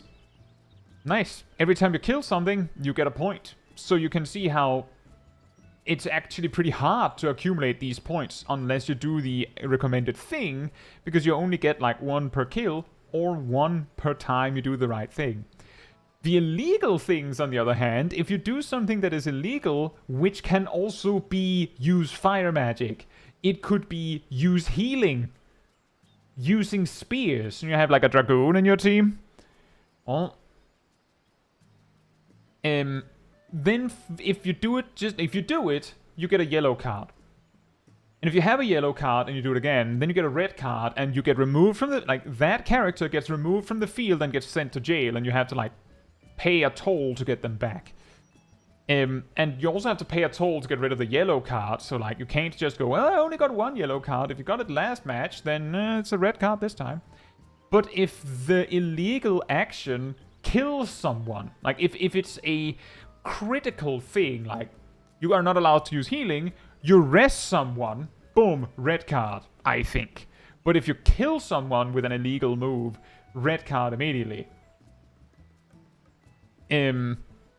The reason why, like, I say this particular feature was obnoxious is because bosses could not receive red cards.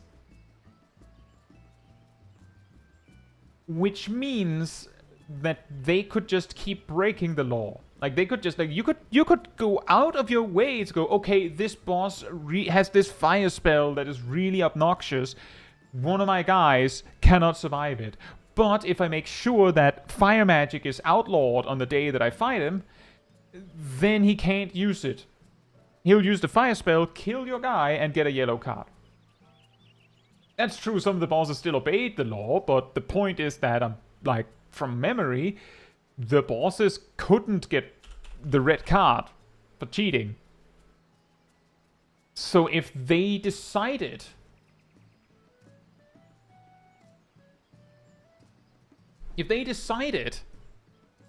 that they had to do this thing, they'd do it. Ultima obeys the law, so if you ban charm, she just does nothing. Oh, that's interesting. And yeah, exactly, Silvermint. Here's a funny story. I loved Final Fantasy Tactics Advanced on my Game Boy Advance. But years later, I played the game with, like, Game Shark. And I used a bunch of things. I made it so that I had all things, basically all weapons and gear unlocked outright. I had all jobs and all actions unlocked on every character outright. I also made it so I had 99 MP all the time, because it's more fun if you can spend your MP, right? And most importantly, and the first one I found was a code that made it so that all laws were blank and blank.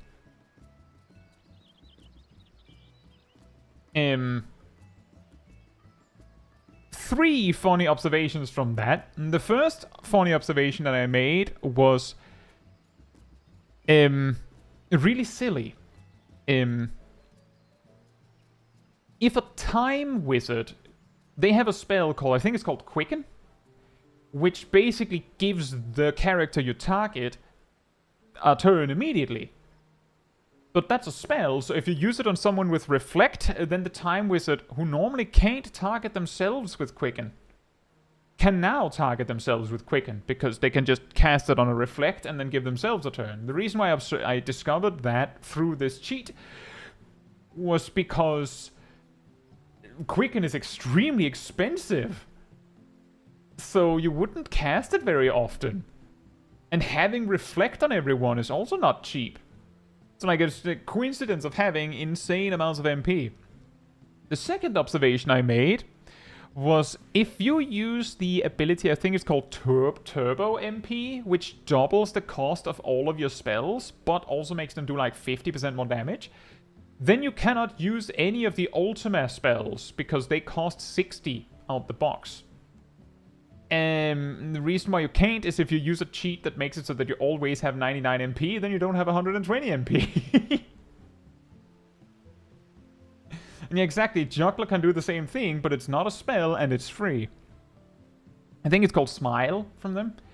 The third observation that I made, and this one goes out to you, Silvermint.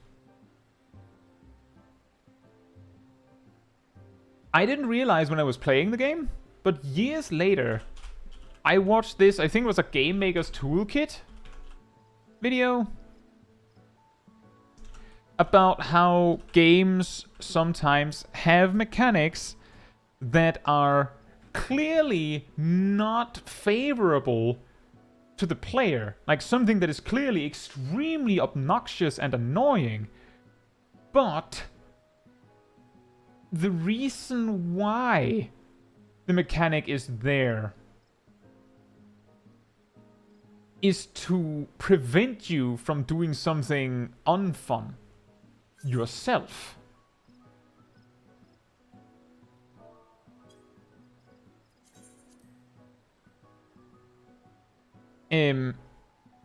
For example,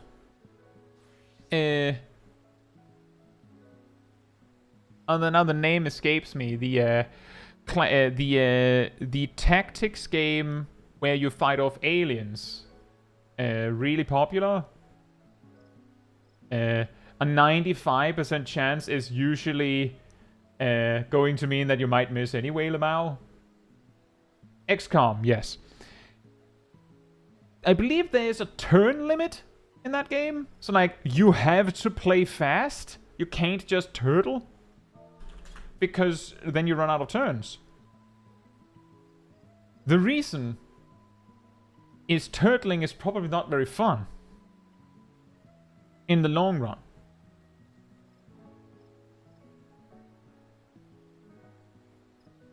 And yeah, XCOM 2, exactly.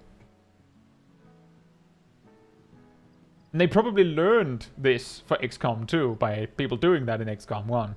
But it both means that any stage, like if they didn't make this requirement, then like the prevailing strategy, the safest strategy would just be to turtle and wait for the enemy.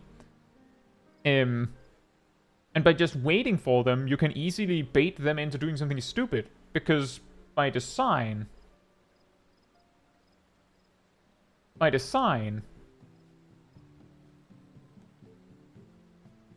you could just have the enemy turtle. Like, if that's the optimal strategy, why would the enemy come to you? They can just wait for you. And now you have a stalemate. So instead they go, well, you both have to go because there's a time limit. And the bot will go because it's been told that it has to. And you go because of the time limit.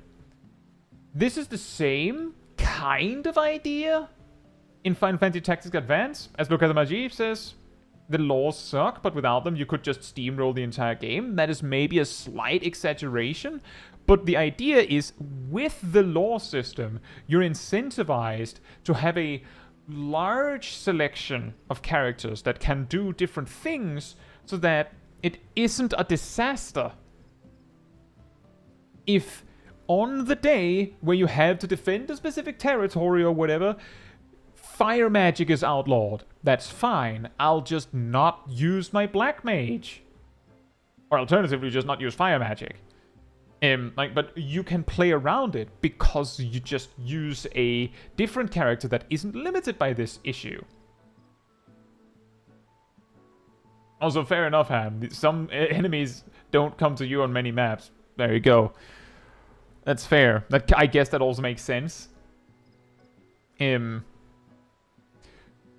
But if there are no laws in Tactics Advance, then it means that every fight you can just use your strongest combination, whatever it is.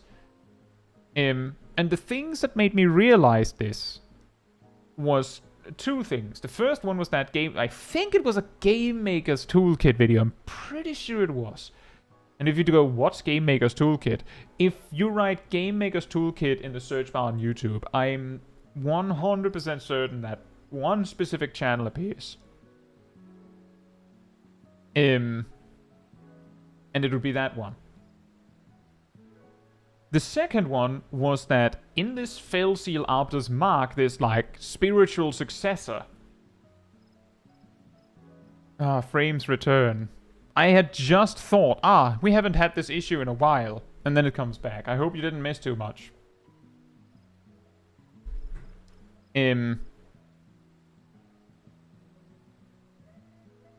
in this Felseal Arbiter's Mark, there are no laws. Which means that you can do whatever you want. The actual limitation in Felseal is that for most, like, story missions, you have to bring so and so and so for the mission. And they're not always the best characters. And sometimes you might be like, well, I've only needed to use this and this person for like 90% of the main missions, and I don't like that one.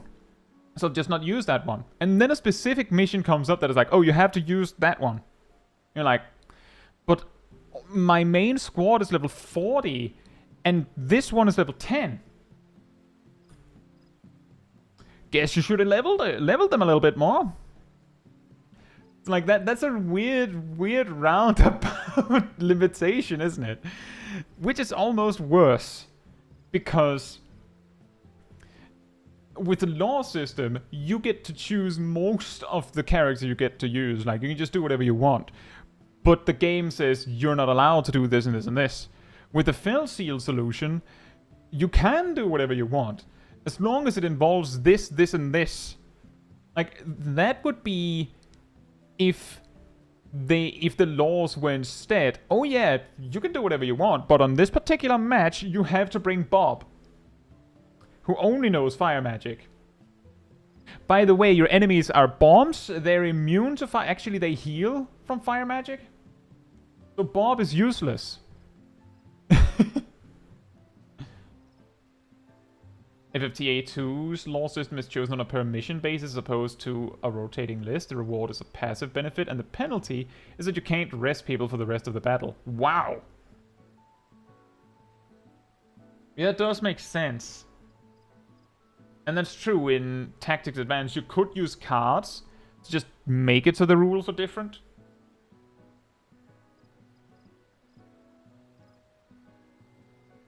And you could make it so that the rules were more convenient.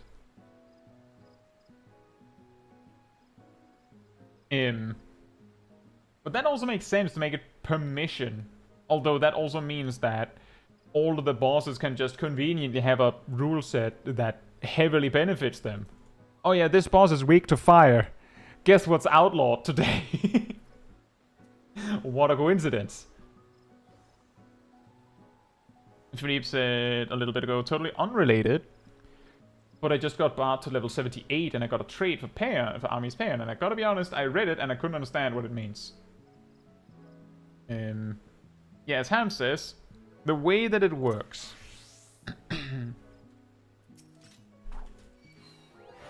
is that for each stack in Army's Paean, like, Army's Paean itself gives you 4% haste per stack. But when it ends, either when it ends or when you, like, when it ends, you get 30 seconds of, like, a to-go card to use later. But when you use a new song after Army's Paean, within 30 seconds of it ending, or while it is actively running, you get 10 seconds of, well, optimally 12% speed, which is like 75% of Army's Paean. But the weird thing is that the trait is extremely long, and it is not added to the tooltip itself. So if you didn't see it, you might not realize you have it. It doesn't really change anything about your order. You're still using Wanderers, then Mages, then Armies. But it does mean that you get a bigger benefit in the first 10 seconds of shifting from armies to something else.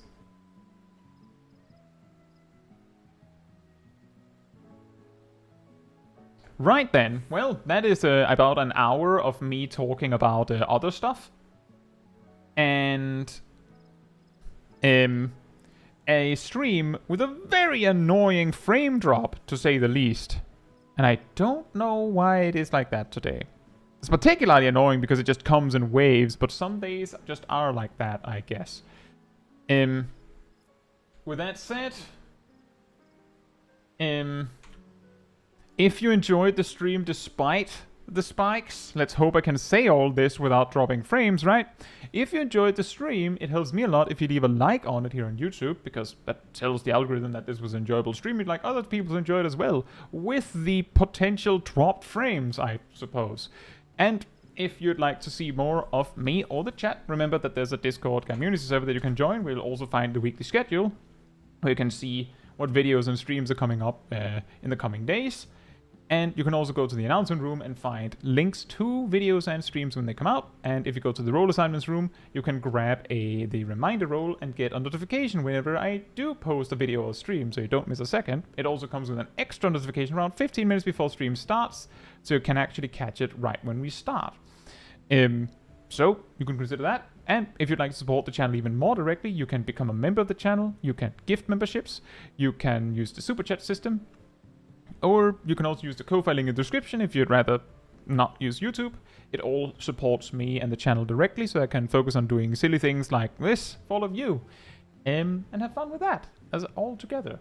So thank you so much for the support. I think that'll be everything. There were actually frame drops during that. Well, hopefully you heard most of it. Good night, good morning, afternoon, or evening, depending on where you are in the world, and I hope to see you all very soon. Bye-bye!